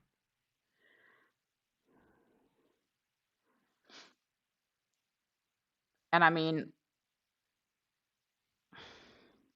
yeah, 3 millimeters is tiny. And that's partially why I'm a little bit with those doilies. I'm being like, it's gonna be small, but I do want to make them because I can do flake crochet, and I mean, never shy from a challenge.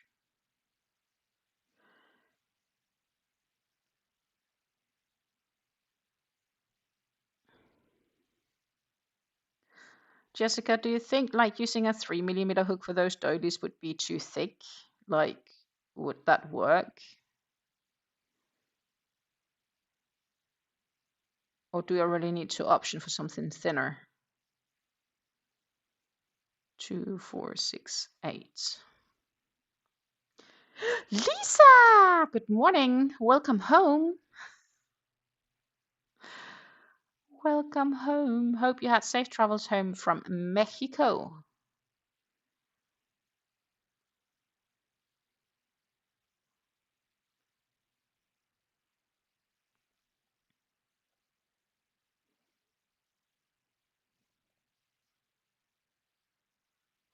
Meanwhile, what is the weather here? It's cooled down a bit. I mean, yesterday was warm, as well as Saturday.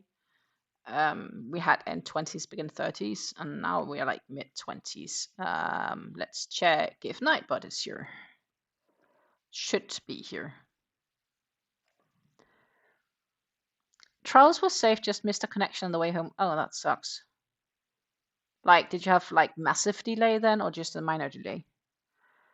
Conditions here are partly cloudy with a temperature of 79 degrees Fahrenheit or about 26 degrees Celsius. Wind is blowing from northwest at 11 miles per hour. It is definitely windy outside sometimes. And the humidity is 46. We could still use rain because, guys, while I haven't been there for a week at the riverside, I think I'm going to see here after dinner if I can convince my partner for us to go again to check, because we just reached record low at the Rhine, not too far from where we are.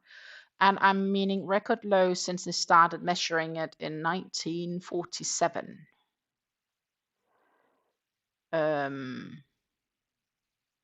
So let's see. I'm just going to pop into Google Maps for you guys. Ta-ta. Okay, so here's Nijmegen. Here's Arnhem. I live here in between. So I live here between these two rivers. This is the Rhine. This is Germany, German border. And this is the River Rhine coming into the Netherlands, right? And here it splits into the Waal, which is the beach we were at. And we were around here. Those photos I took, they're taken around here at this area that I showed you last week.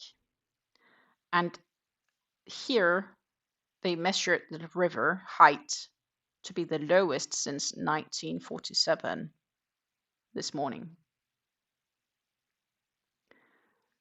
So that is nuts, to say the least. Let's see if we can. No.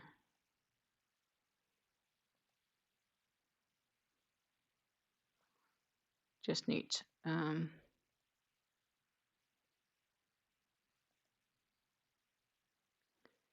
I still have? Yeah, here. Showing. Just need to drag it a bit. Popping over. That was this place I talked about that I were there last week where it was low. Right now the water should likely be even lower. It's still deep enough for them to sail, but I mean, I think we might want to go there this evening, just to see if it's as crazy as they say. I'm just going to see if I can convince my partner to say, hey, let's go for a drive.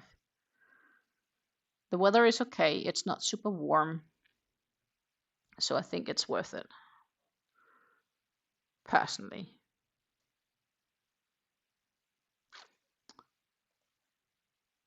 But yeah, it's low. That's a river, by the way, a riverbed. Looks like a big beach at the ocean, maybe.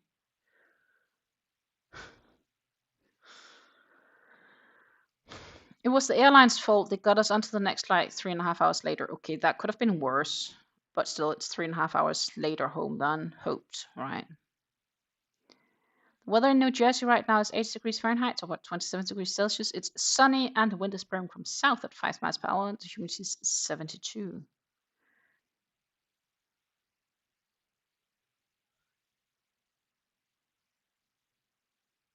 Well, Susan likes seeing maps. Well, I'm happy to show.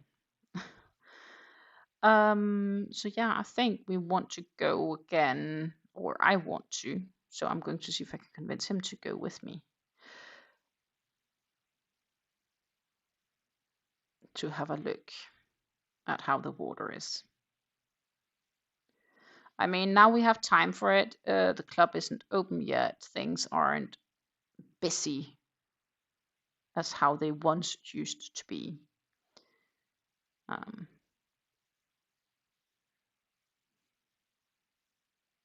So I like that idea. 2, 4, 6, 8. Meanwhile, the weather in Waco in Texas is sunny with a temperature of 81 degrees Fahrenheit. Wind is blowing from south at 8 miles per hour and the humidity is 82. So quite similar to New Jersey, actually.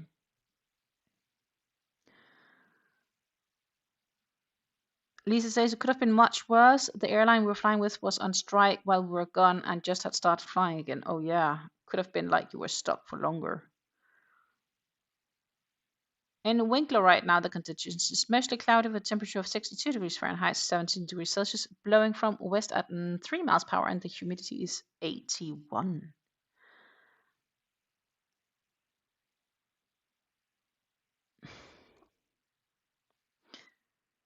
Canadian Airlines and strikes name a more iconic pair. Oh my goodness. So gladly, the airlines I've been flying generally don't strike. Woohoo. Generally speaking. Doesn't mean that you can't get stuck somewhere.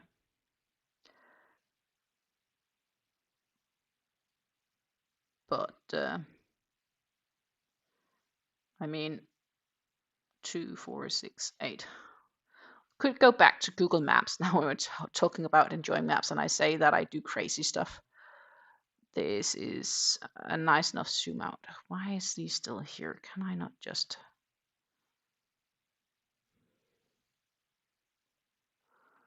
I'd like to remove these.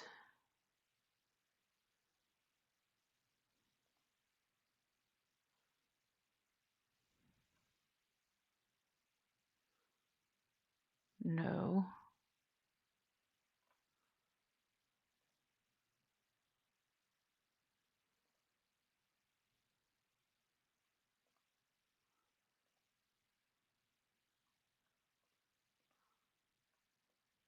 Oh, okay.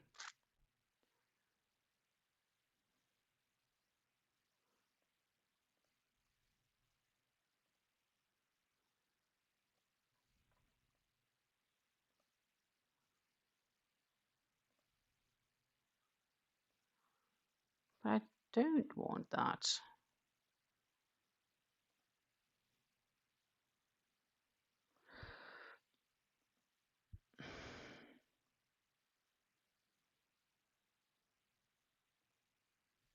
Okay. I'm really trying to get rid of stuff, but it doesn't want to.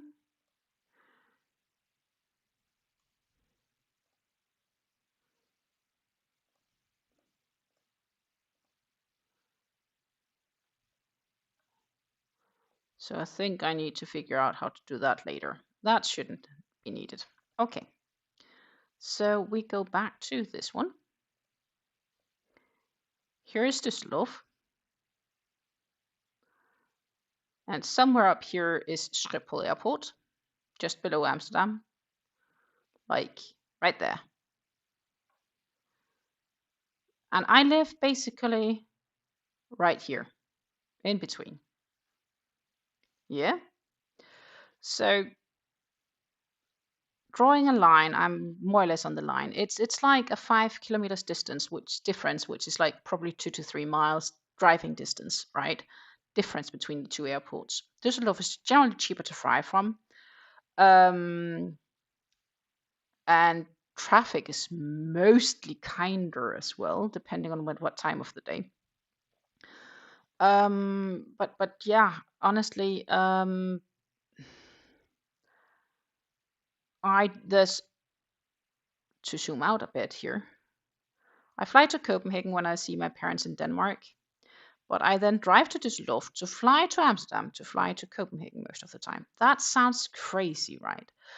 But as I said, it's cheaper because apparently makes no sense because it's the exact same flight I would get from Amsterdam to Copenhagen, but it is still cheaper.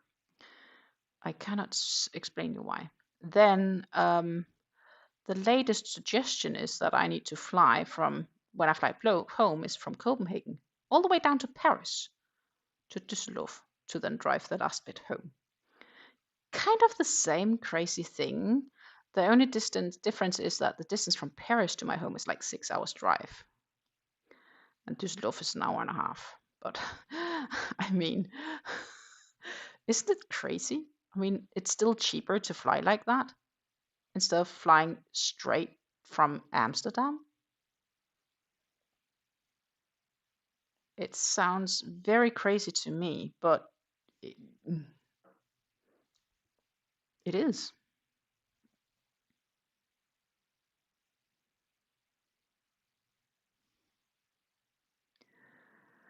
Well, these flight attendants were in the right to strike. However, my fantastic government have refused the bride a visa 3 times, and the poor groom had to leave her in Mexico and come back without her. Oh no! That's crazy. On a better note, I got 14 squares made for the Yorkshire blanket I'm making. Ooh, that means the baby blanket is closing up. How many squares in total? I don't remember. 16?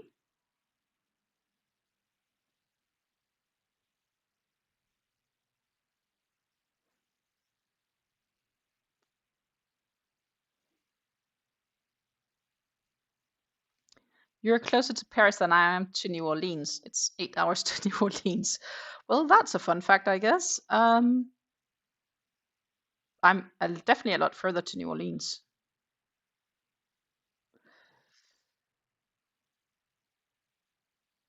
And then I'm realizing in New Orleans, I wonder. Let's go back on Google Maps. Um, there is a little city called Orléans. That's Orleans. So I wonder if New Orleans was inspired by Orléans. Please don't kill me for my French pronunciations because French is not my specialty. I've been to Orléans. They have a shooting range. I was at a competition there back in 2015 called Le Fleury. And everybody who qualified for the finals all got tickets in the draw. And then you could win a 2 or 3 night stay at a hotel. And I said for fun before the draw started to my colleague friends, I wouldn't be surprised if I win this draw because my partner absolutely hates France, but that would be vacation then. And yeah, I did win. So we went to France on vacation, and the place where we got the hotel was here in Les Sables d'Olonne, here at the coast. Very famous vacation area here in France also, which is not the classic Ivory Coast, or not Ivory Coast. They have a coast further south, which is very famous. But Les Sables d'Olonne is a very lovely place to visit. So we went all the way there. And we also did visit this island up here. And you can drive here, and then when the tide is low, you can actually go here, all the way over here on road. There is a road here. You see, if we zoom in enough, there's a road crossing. So when the water is low, it's low tide, you can drive here back. And we did that. That was insanely cool. Oh, I'd hope. See, look. Ta-ta. Before the tide's going down. And eventually the tides go away and the road comes to appear. And you can drive on the beach, basically on the water bottom. Which is crazy. But there's a road when the tide is low. It's quite fun. Definitely an interesting experience. So we went doing that. So in the end, after we got home from there, we went further to Normandy on the way back. We really enjoyed the vacation, and he didn't get too grumpy about the fact that we went to France. Mainly I think because we had a lot of fish cuisines. Because he likes fish. So we had great French fish cuisines.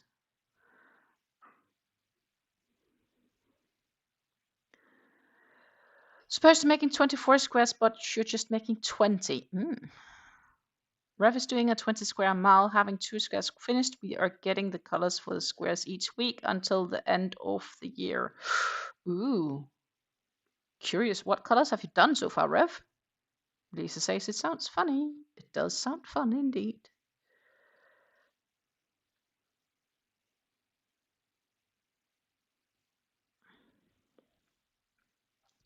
But my goodness, what a plan to make all that. Which, by the way, do sound really funny. 2, 4, 6. Miss one more stitch. And then I'm thinking, oh, that could be cool. Making like a make-along. 2, 4, 6, 8. 2, 4, 6, 8. But I don't think by any means that my following is that big for me to attempt even to make a make-along. I think I could much better do designs and tutorials and so on. Meanwhile, Lisa, you totally missed my randle earlier in the stream because I was explaining everybody how I just closed down all shipping to EU countries except for the Netherlands. Because Europe has outdone themselves, the European Union, with the PPWR rule regulations, which is basically packaging and waste regulations. And that means that I'll have to register in every country in Europe I need to ship to. Everybody abroad Europe would have to do the same, by the way. And depending on the countries, you will have to, or you could risk having also to have somebody representing you there, a representative. So just registering is like a couple of €100, and then it questions how much you then dispose in that market, how much recycling fee you will need to pay. And I mean, I'm absolutely for decreasing waste pollution and all that shit, but it's fucking insane what they have done. It's absolutely anything but. I just can't express myself. It's ridiculous.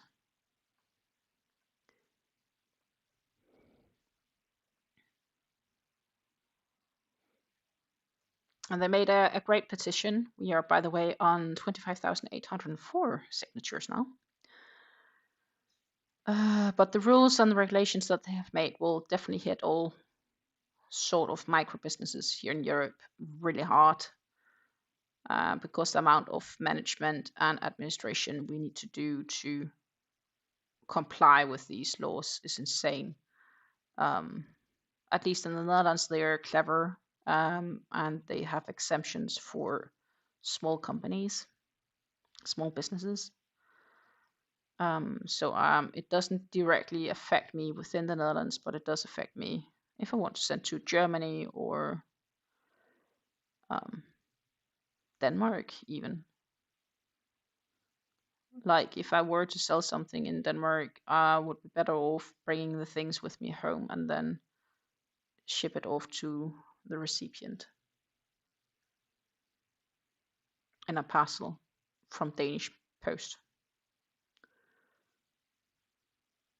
And then not do it as a company, but do it as a person to person, because person to person is not affected.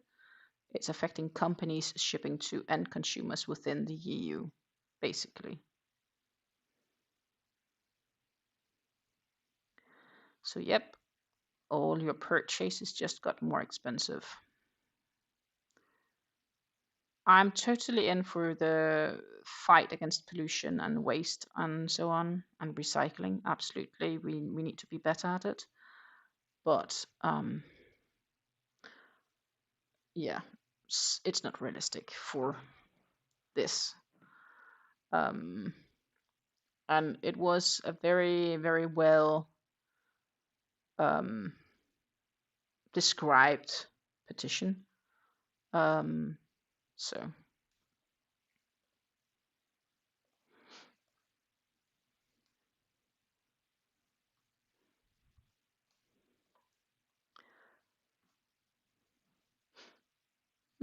it's okay, Lisa. Luckily, I didn't sell that much to you yet, so it's not the biggest sad thing. Thank you, Jessica, for the star. I feel loved. Much appreciated. Thank you so much. Yeah, Lisa, it generally sucks a lot. Yeah, that's a nice way of saying it. It sucks massively. It's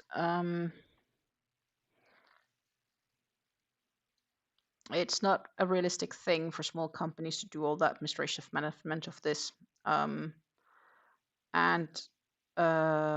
if you want to register in all 27 countries to be ahead of time, it's going to cost you somewhere between 10 and 15,000 euros. And some countries then would expect you to every year pay to their representative to handle whatever administration shit, and that is this euros out your pocket. And I mean, it's not something I can just push on the end consumer.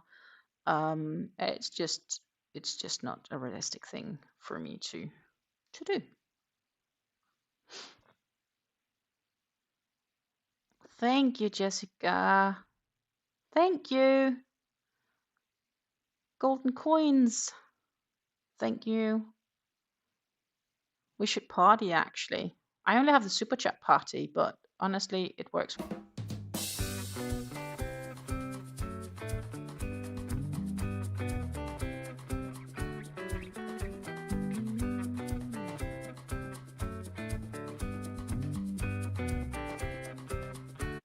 Thank you so much for your support.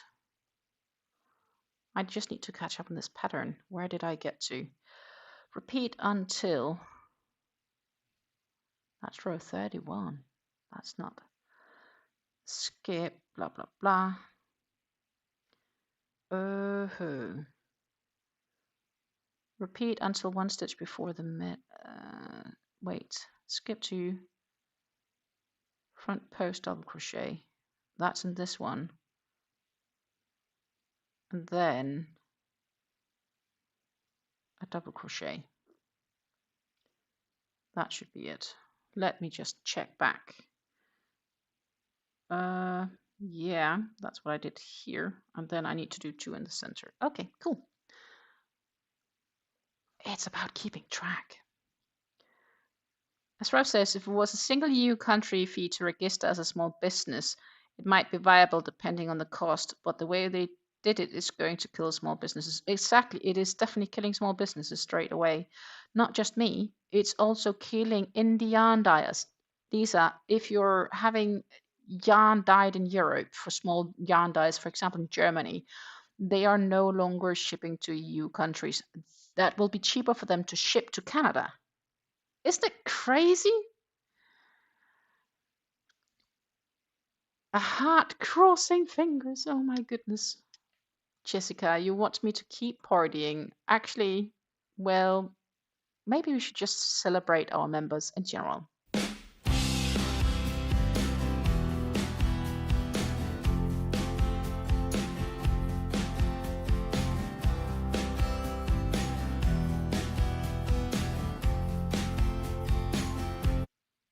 Thank you all for your support.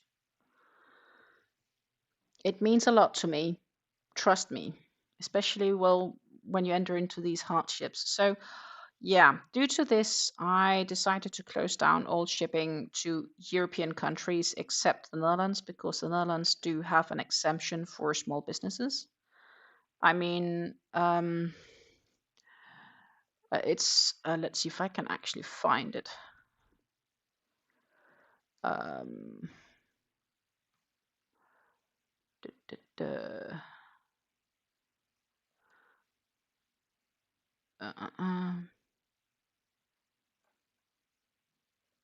The latest information's on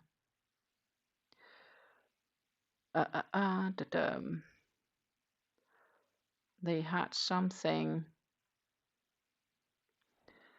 I can't really find it, but um, they have a they have like a small business policy in the Netherlands for micro um, companies, which basically says as long as our revenue is below, it's like 2 million euros, or that we ship less than 50 tons of material, um, and that's we are talking about um, uh, packaging material, then we are exempt to do all of this, which makes totally sense. I think maybe, and I was actually not expecting to say this, I think that Dutch are genius enough to realize that the amount of administration this will bring along is much easier to make exceptions for small businesses.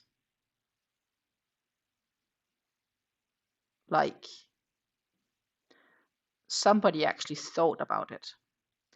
You know, it's the same I said in the beginning when Trump wanted to do the tariffs, and he wants to do tariffs of everything, everything, no de minimis anymore.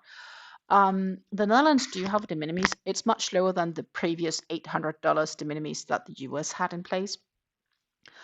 Um, but um, I mean, if you want to do that even on $10 coming in, and you need to figure out how to do 15% tax, and that's $1.50. And before you have that administration done, it's going to cost you much more in labors and everything to do that. Like, is that really worth it?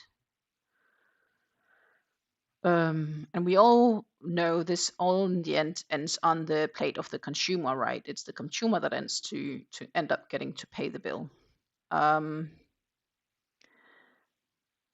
we talked about the other insanity before. Like, if you were to buy a Cotton Kings cake from Hobby, you will have to pay 50% tariff.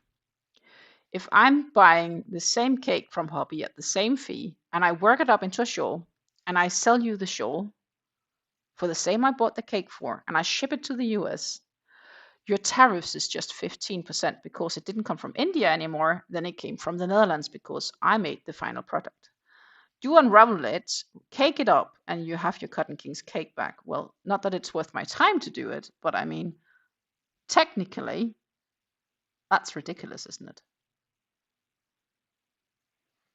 Well, I don't complain because obviously I'd much rather only have you guys pay 15% tariffs.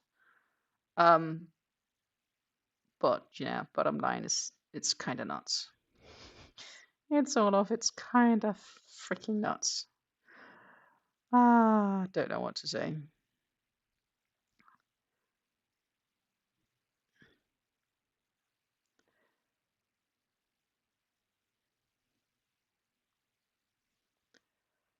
But yeah, so hopefully I am receiving a parcel tonight, or later today, with my safety eyes because I didn't have them. The ones I wanted to, ones I needed for the.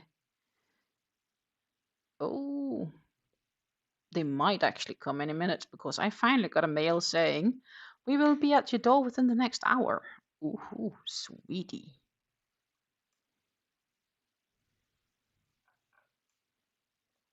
That sounds good, actually.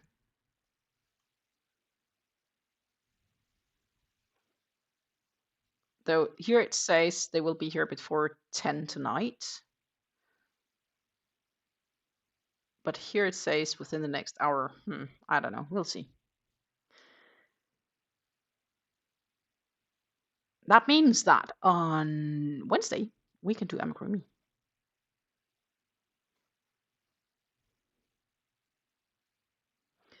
Rev says the joys of living in a kleptocracy. Well, yeah, it's just all crazy, isn't it, in general? I mean, come on. Just do a bit normal.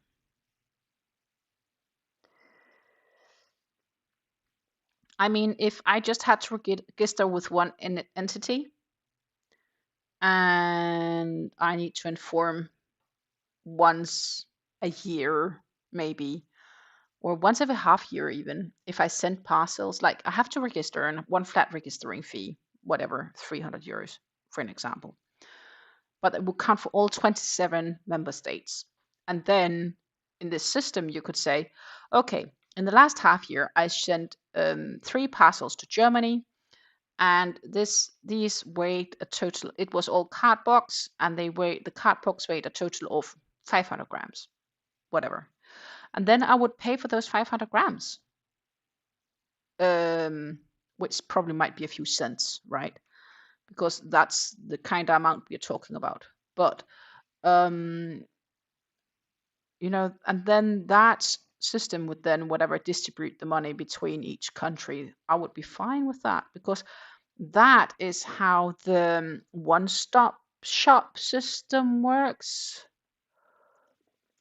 which is how they handle the taxes within the European Union. So if I, as a web shop, sell something to a state in the EU, and I have to charge the value-added tax of that country, unless I am a small company, which I am, but then I could use this. But that is also what I would have to use for digital patterns, for example, because digital goods is different than physical goods. Then it helps doing the value-added taxes between. And it's just like one system, you handle it all in there. And in my case, I would just have to do it as often as I report my own value-added taxes here in the Netherlands, which is once every 3 months. I mean, that's overseeable. If they would do a similar system with the packaging and recycling, then that's fixed. I mean, that would be worth a lot. You would still need to keep track of the packaging materials then you sent, but I mean, that's just a question of writing down that today on the 10th of August, I sent away a parcel to Denmark, and that weighed a total of 128 grams of cardboard box. Okay, then I do that, and then whenever I give up everything there, I keep that and I enter it, and that's done. That would be simple. But what they're doing now is not simple. I mean, you'll have to register with each company or country, and oh my goodness. I'm trying to get these squares finished. Just before we left, I got a new pattern book, and I really want to make something from it, but I have too many whips to start something else. Yes, focus on getting it done. And baby does have a deadline. Your pattern book does not. Just saying.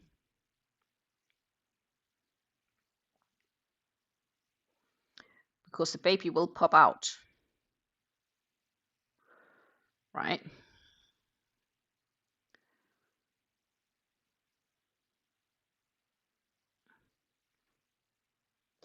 Even though it's still going to be a few months. But I mean, yeah.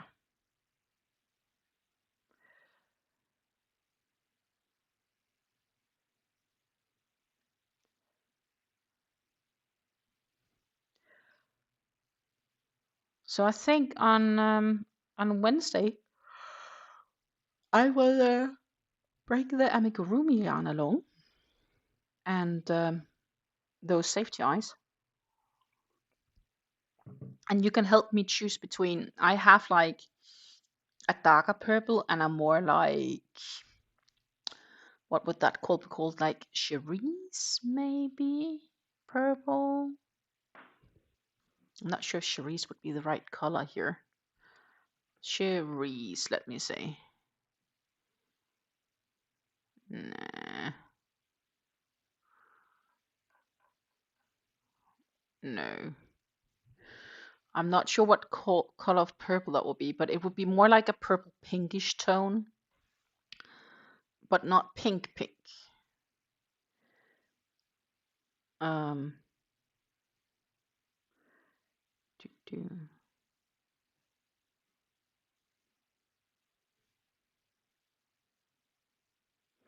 I think that will be really nice to have a look at on Wednesday. And then Stina needs to decide whether on Friday next week, I've been looking a bit and it kind of depends. I mean, ideally,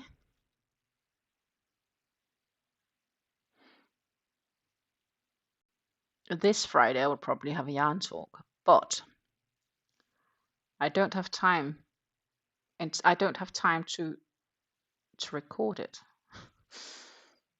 really before then.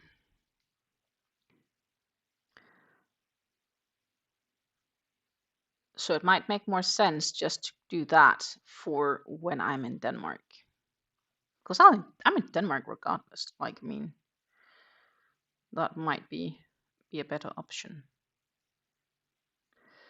2, 4, 6, 8, or along those lines.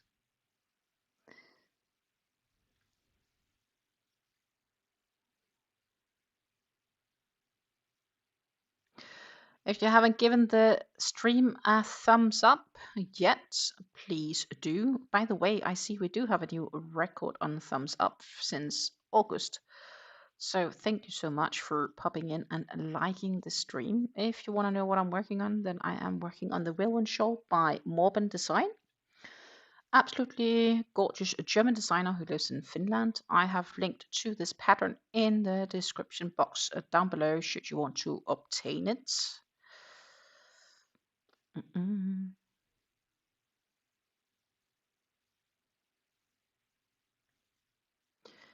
2, 4, 6, 8. 2, 4, 6, 8. Sweet. It is on some aspects slightly what inspired by the Ultimate Sacrifice shawl, I think. It does have some similarities.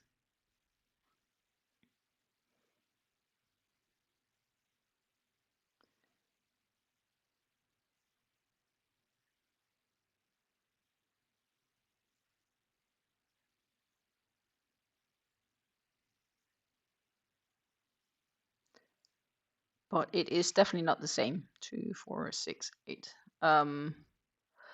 What you can say about both of these shawls is that at some stage you get the general tendency of how the shawl technically is being worked up. So over time, the pattern does get a bit easier. I do still like to verify every row when I start a new pattern that what I think I'm supposed to do is also indeed what I am doing. Yeah.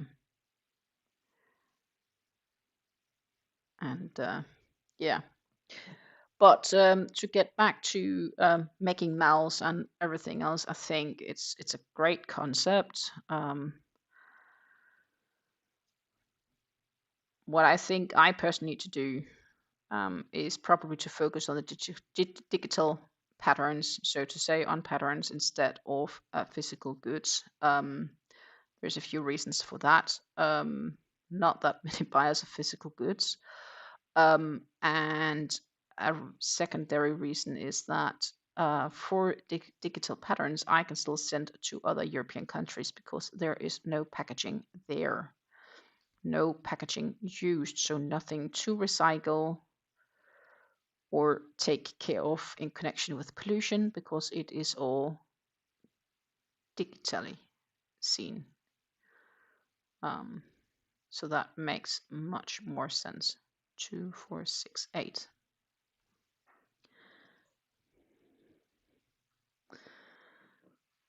I love learning about new to me designers from watching YouTube. Thanks so much, Dina. Oh, you're very welcome. You know, I think we all learn about new people. Because I learned things too from you guys. I mean, there are things that I didn't think I would do either in the past because I'm not sure if I would have found them without you guys. So this is also why this streams are so wonderful to do. Um, I mean, it's genuinely giving us a great opportunity to um, to learn and to share information. 2468, 2468.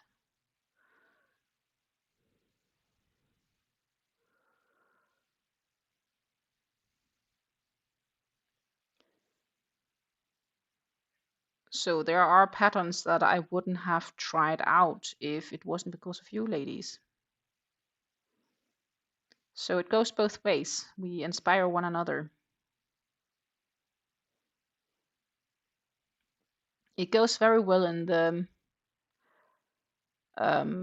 so every year Olympic Games try to make their own creed next to the Olympic creed, and the creed of uh, the London Olympics was to inspire a generation, and I hope I've been able to do that. Also, YouTube wise, that I help inspire people, not just as an athlete, in this case, as a crafter, um, but it still goes a bit in how we are supposed to be, I guess, as people, or and it all comes down to behavior and actions and how you interact with the people around you. Um, show mutual respect is probably the biggest thing. 2468, 2468. And it doesn't matter if you're young or old, it doesn't matter if you're a beginner or experienced. Respect one another and treat others the way you would like to get treated yourself. I think that is a key word here. Yeah, that's how I'm trying to go about things.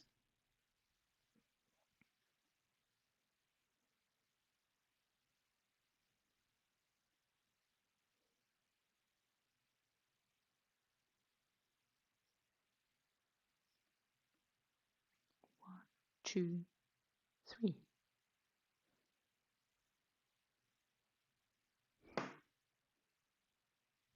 Good morning, VJ. You're here. You're here. Good morning. I know it's early for you. I mean, but for me it's kind of late. It's 4:29 p.m. here. I'm here for about another half an hour.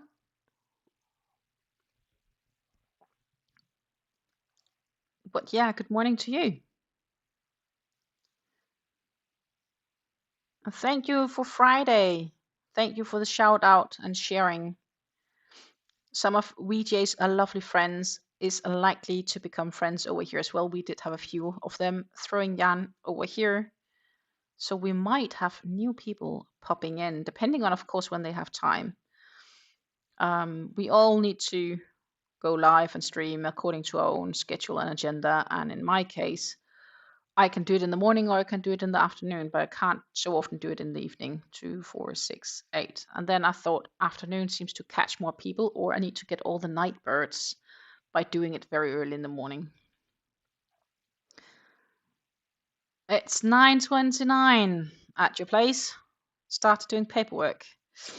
Well, no worries. I tend to be the chit chatter for people. Like Megan is, I believe, New York, New Hampshire, New Jersey, up there somewhere. And she likes to have me on in the background while she works for her boss. I am the company.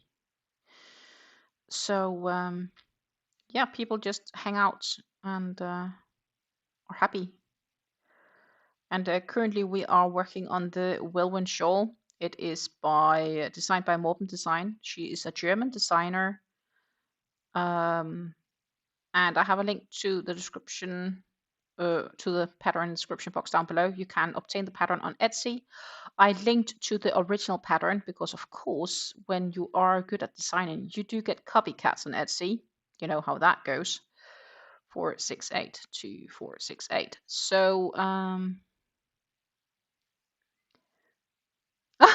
yes, Susan. That's true. I promised to pronounce my name for VJ. VJ, my name is Stine. So Stine is my name. So like Christina, just Stine, no Cree. Stine, not Stina, though a lot of people like to call me Stina. YouTube, when they do automatic subtitles for my videos, they call me Dina. Thank you, YouTube. But my name is Stine, just as spelled nicely down in the corner. There is my name. It should be just down there ish. And yeah, that is how my name is spelled.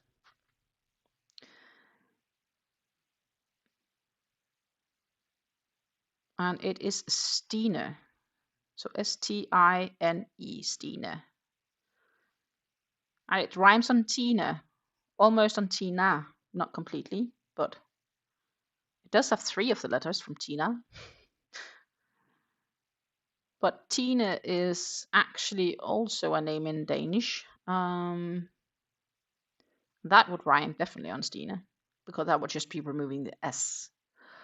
Stine is an shortening of Christine, which comes from Christian, of being Christian, of believing in God and all that shizzle shazzle.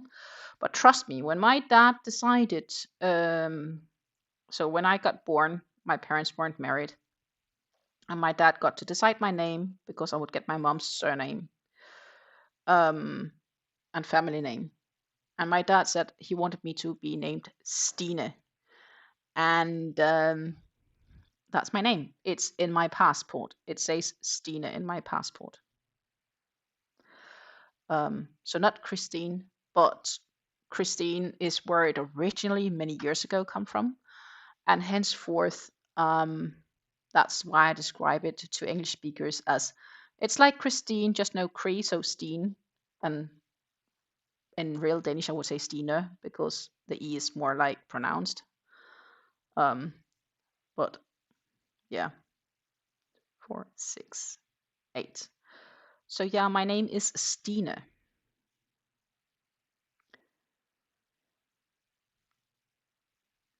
And I live in the Netherlands, but I am Danish.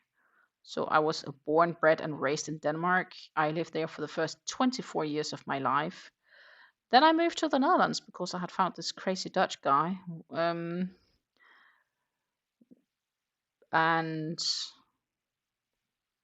we wanted to see if we actually could live together, I guess. That went pretty okay because I haven't moved back home. And you know, when I told my parents to 468, my dad just said, "No, if it's not gonna go, you just call us and we'll come and pick you up." So they always took it well, and my partner is a wonderful guy in so many aspects. We have a good life together. He has been ever so supportive of my life, especially while I was an athlete. He would get up crazy early in the morning to drive me to the airport, and then drive back and sleep for an hour before he would go to work. And then a few days later, he would drive all the way back to the airport to pick me up. And mind you, the drive to the airport is an hour and a half, approximately. And he would happily bring me there and pick me up again. So he would spend like 6 hours in the car helping me alone just to get to the airport for all my competitions back when I was still competing. Like, what's not to like? Very supportive. He's been driving me to competitions all around, also here in Europe. 2, 4, 6, 8 places he also has been, for other reasons than for me competing, but I would then join, or he were helping me being the driver to the German Bundesliga and so on. So your name, one syllable or two? Stine, I would say two, technically speaking, because you just say sti and then ne. So Stine if you would divide it up.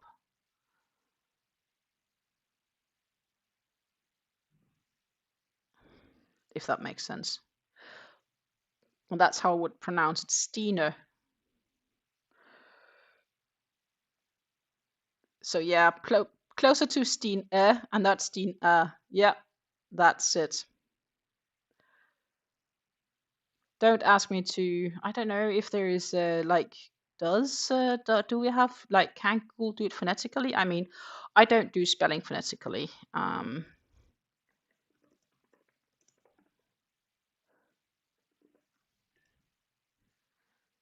Let me see. I am not. I am not happy.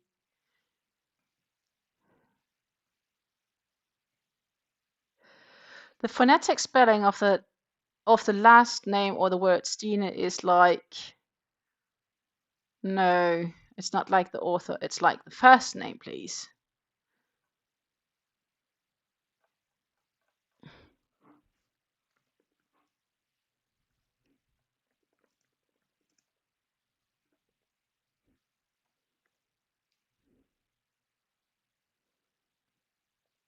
Oh my goodness. That would be better, probably. I heard we had mail in the post box. I suspect that is my thingy. Like this, I guess. By George, I think I got it. You're welcome. You're welcome.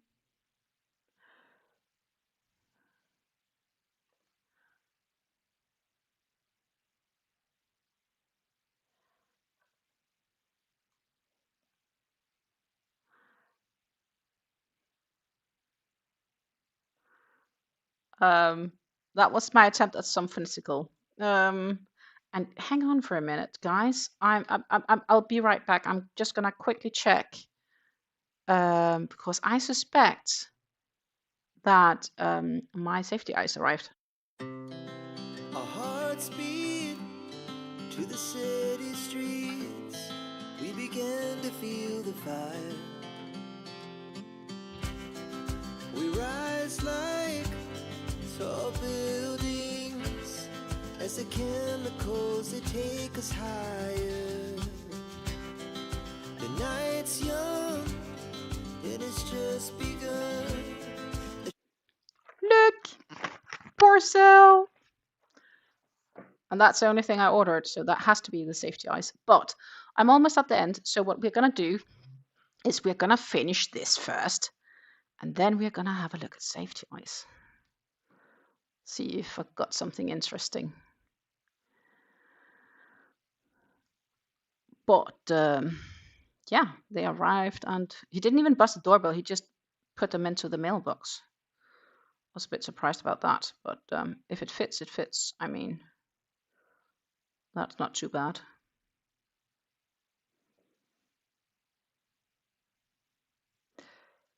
And then I'm curious if the amount of pairs I got is the amount of pairs or if it's just the amount of loose items. The latter wouldn't surprise me. But yeah, we're almost there. So 2, 4, 6, 8. 2, 4, 6, 8. So that's a phonetic spelling of my name. I don't know if that works in English, whatever I wrote. It looks funky. But Stine, not A, but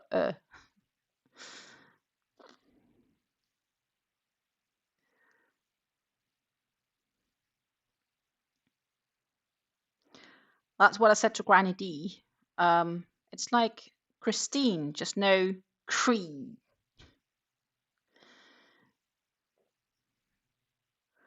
Of course, most people can say Christine, and then I'm okay with English speakers calling me Steen because it's an easier pronunciation. I can live with that, so to say. 2, 4, 6, 8. It's much better than Stein, which is the German word for stone.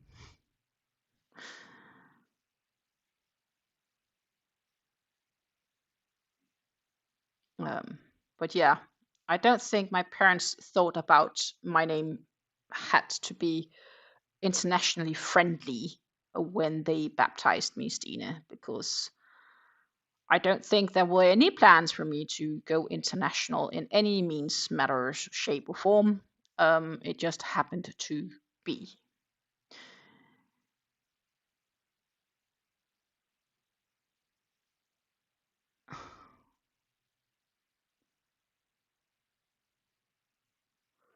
Rev says, I don't find your name particularly hard to pronounce in English. Oh, thank you. 4, 6, 2, 4, 6, 8. Oh, I forgot to insert a stitch marker I see in the last row here. Okay. Doesn't matter. There we go. We finished the row even. Sweet.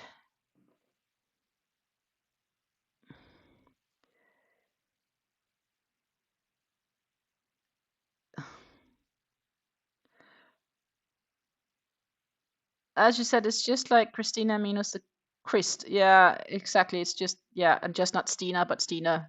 Instead of an A, it's an E. That's it. So, Christina, Stina. Yep. Ooh. Isn't this looking gorgeous, my friends? And we are so close to a color change, but it's not there yet. It won't, I'm not sure if we can reach it today, the color change. We'll try. But it's gorgeous. I really like how, just even here, I mean, even not taking this bit into account, just this bit looks gorgeous. But once this is blocked, because this needs blocking to get full look, I mean, it's gonna be so nice. Okay, I am going to look at my package. Safety eyes. I think there might actually be, indeed, 60 some odd safety eyes in here. I mean, that's a lot. But what I do like about these is that, and I'm going to see if I can actually, can I find the place where they tape this one together? Okay, I'm probably gonna regret I'm doing this now. Can I get my...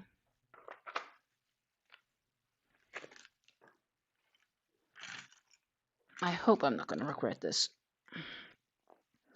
Okay, so this is where it goes down.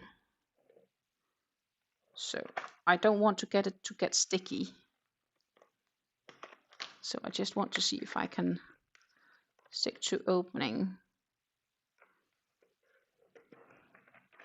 But I have to say I'm positive about the amount of safety eyes I got.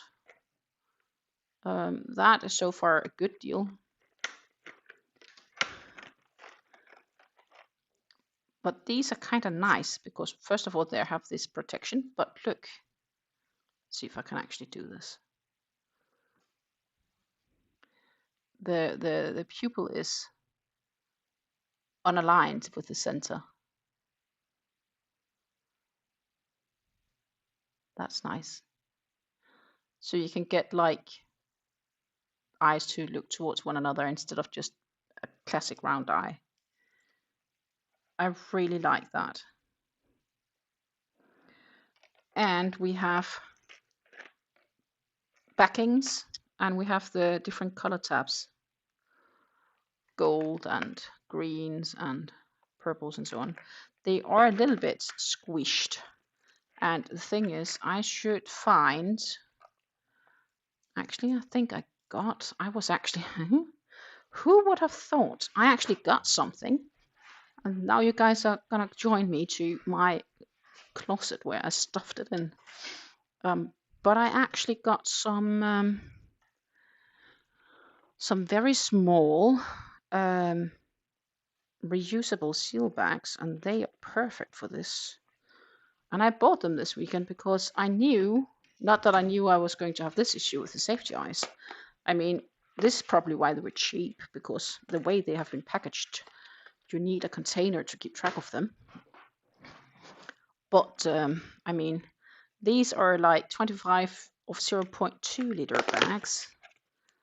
And then you have like, these are tiny and nice. And I'm sure this fits perfect for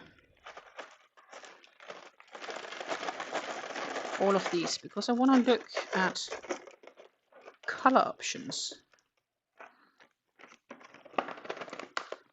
Okay, because these are like all loose. I mean, perfect size. Who would have thought? Who would have thought? Ah, because these aren't bags. Like, why wouldn't they put of these in a bag like this?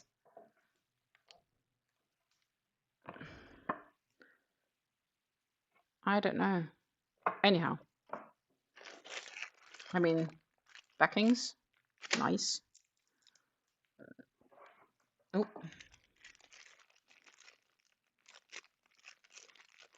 eye backings. But it looks like, well, we do have like a darker purple and a brighter pink, but different eye bag colors. Like, here's brighter pink and here's a darker purple, so it's gonna be like one of those, probably the darker purple. But we have the backings, 18 millimeters, plastic backings, and then of course the real eyes. There is it's not just, I was debating if it was just 64 items, but no, it's actually 64 eyes. I'm happy. That's a good deal. It's like, I think I paid maybe $12 for them or something like that in USD. 10 euros, a little bit more than 10 euros. Cross-eyed or side-eye unlocked. Yeah, that. So hey, Lydia, that was actually a good deal in hindsight. So I got safety eyes. Who would have thought? Who would have thought? Maybe what I need to do is to put all of those into one bigger seal, so I keep them combined together. And given the fact that I do have them here too, so that's a bigger bag, that would be clever of me to do straight away. Because the box that they came in, I can then just throw out in our plastic waste. These, my friends, can all go into this bag for me to keep track of them. But that's not a bad deal at all. So we can put these in and these guys in and close it, and we still keep track of it. Probably they packed it like this to make it like mailer safe, because I think it's sent as a mail, like a letter parcel, which makes it cheaper to send. So that's probably why it's packed crazy like that. But yeah, so let's see. I wanted to continue, and we do have another 10 minutes of shawl making, because I'm not gonna go upstairs and fetch the, I could, but I am not gonna go upstairs and fetch the yarns. Just not in the mood to do that. We'll have a look at those on Wednesday. Make a decision, or I make one of each. Okay, I finished row 31.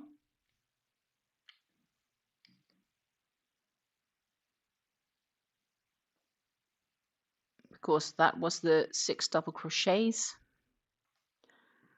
Blum, blum, blum. Front post until the middle, which is what I did. And then I did a single, and then I did, yeah, that was row 31. We are starting at row 32 now. as I say, what I always do especially when I make shawls and want a nice clean edge, I stack single crochets to get my double rather than chaining, because I think chaining always makes a bit of a loose look. Skip 2 and 6 front posts, so like that. Keep track of the stitch.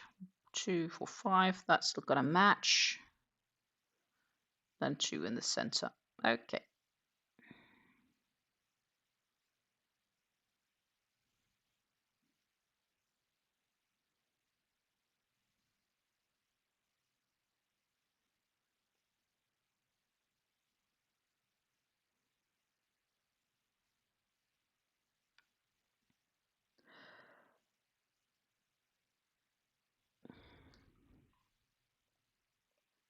Another thing I would like to maybe play with at some stage is the idea of making / designing safety eyes with resin as the paint / color, and see how that could work out.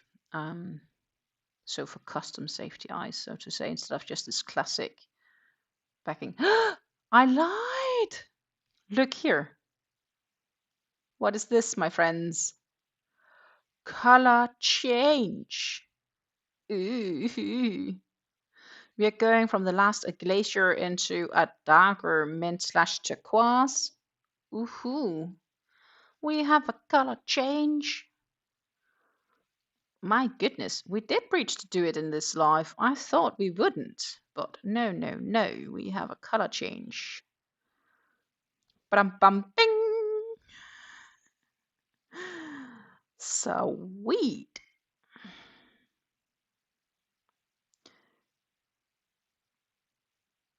I am surprised because we did have a few detours in this live. I mean, we've talked and we've checked stuff and all that shizzle, but no. 2, 4, 6, 8. That's how we are looking. The darker bit, you can actually see it changing ever so light. Nice. Okay, what I'm supposed to do here.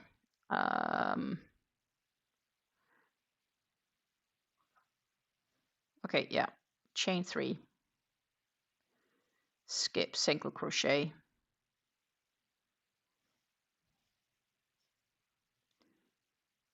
And then skip 2.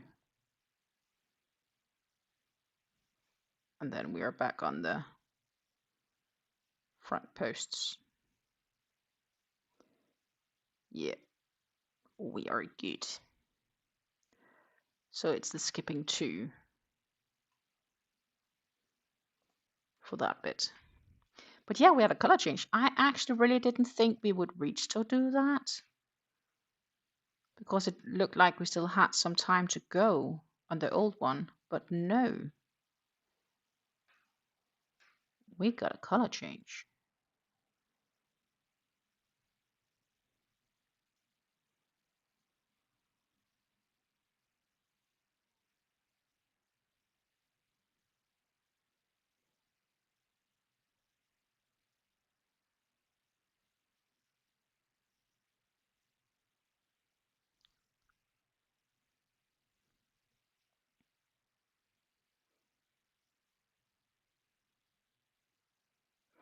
Yeah, so in my stash I could only find 16 or 20 millimeter eyes. So yeah, that is why I was like, okay. In the beginning, I had decided, no, I'm not going to get them. I'm just going to use what I have in my stash, but I didn't have any in my stash. 2, 4, 6, 8. Who would have thought that I actually missed to have safety eyes? Like, I mean, I bought a bunch over the years.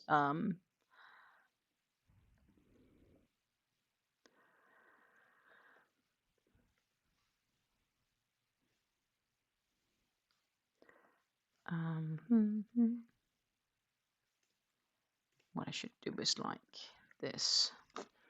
So they were less than 20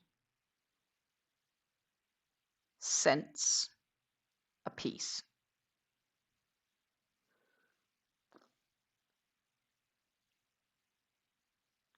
That's pretty okay, I think.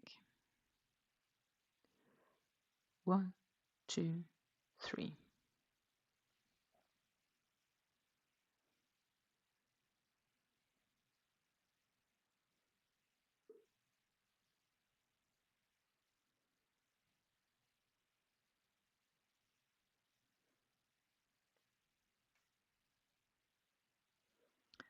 But yeah, so that was a super good deal. And we will looking into making my bats on Wednesday.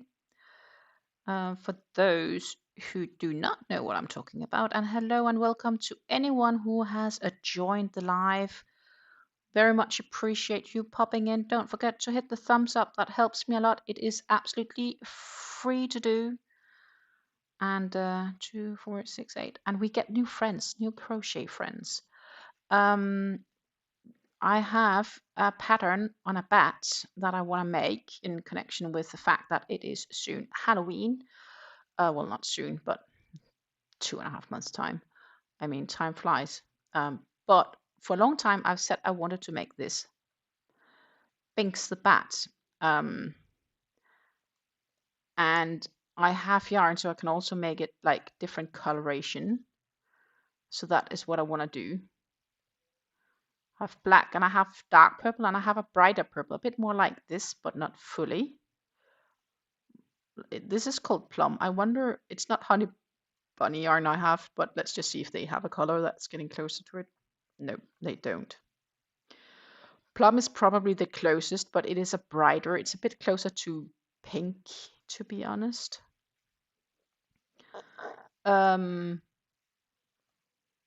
I have a darker purple than this, which is more like an aubergine purple. So I'm more like a pinkish purple, or purple pinkish. And I have a darker, like real aubergine dark purple. And that's what I wanted to do, like make the whole thingy black. Of course, we have the safety eyes that I just got. Now we have the matching size eyes. And then, yep, make this design, but not the gray, but the black one. Looking forward to jumping into that. That is what we'll probably be doing on Wednesday, I think. Next to this, but I have this idea. I won't finish it on Wednesday, but maybe I'll do. I don't know. Maybe it doesn't take too long to do. Or you'll hear me swear and curse about the project. I mean, after all, it is an amigurumi. Either it's gonna go smoothing rail sails, or it's gonna be annoying me a lot. Remember, I had a period where I was making a shawl, and I found it really annoying when I had to do the single crochets across, like for whole row, barely added length, and it felt like it was barely visible either. 2, 4, 6, 8. We all have our moments, don't we, of things.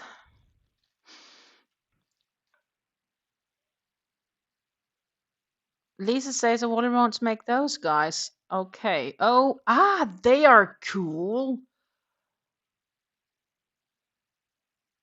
Okay, popping over. Gnomes! But it's knit. I mean, they're kind of cool though. But it's a Canadian prize, so I assume this is a Canadian designer, but they're pretty cool. Well, Lisa, that's not difficult then. 2, 4, 6, 8. Huh? That's not that difficult then. They are kind of cute, and I'm not like a big gnome guy, but those are actually pretty cute. 2, 4, 6, 8.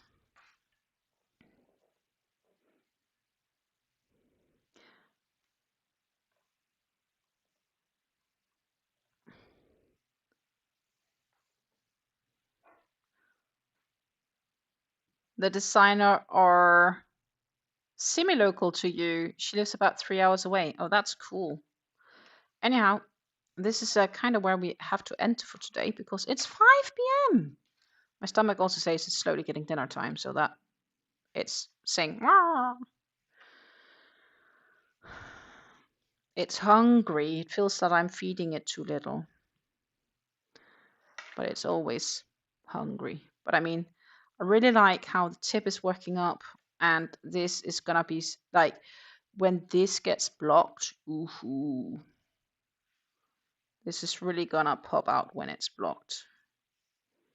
So yeah, it's gonna be gorgeous, gorgeous, absolutely gorgeous.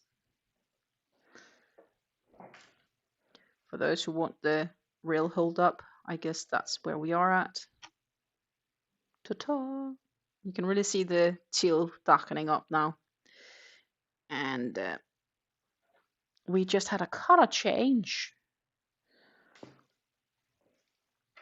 I'm just gonna keep track of this like that. Hey, it's 5 p.m. That means that for me, it is slowly coming to an end because I need to start cook dinner here in the Netherlands. 5 p.m. Thank you, EJ. Thank you, thank you, thank you. BJ, what I need to be better at, I need to be better at taking photos of my finished objects and actually like publicly share them. I've been really, really, really bad at that. Like I've done with the heart collectors and so on. What's for dinner? Sweet pancakes with banana slices and stuff like that. Yum yum. And it's just because I have banana leftovers, I decided on pancakes because else I had decided on something else like a fish or something like that with potatoes. That's going to be later this week.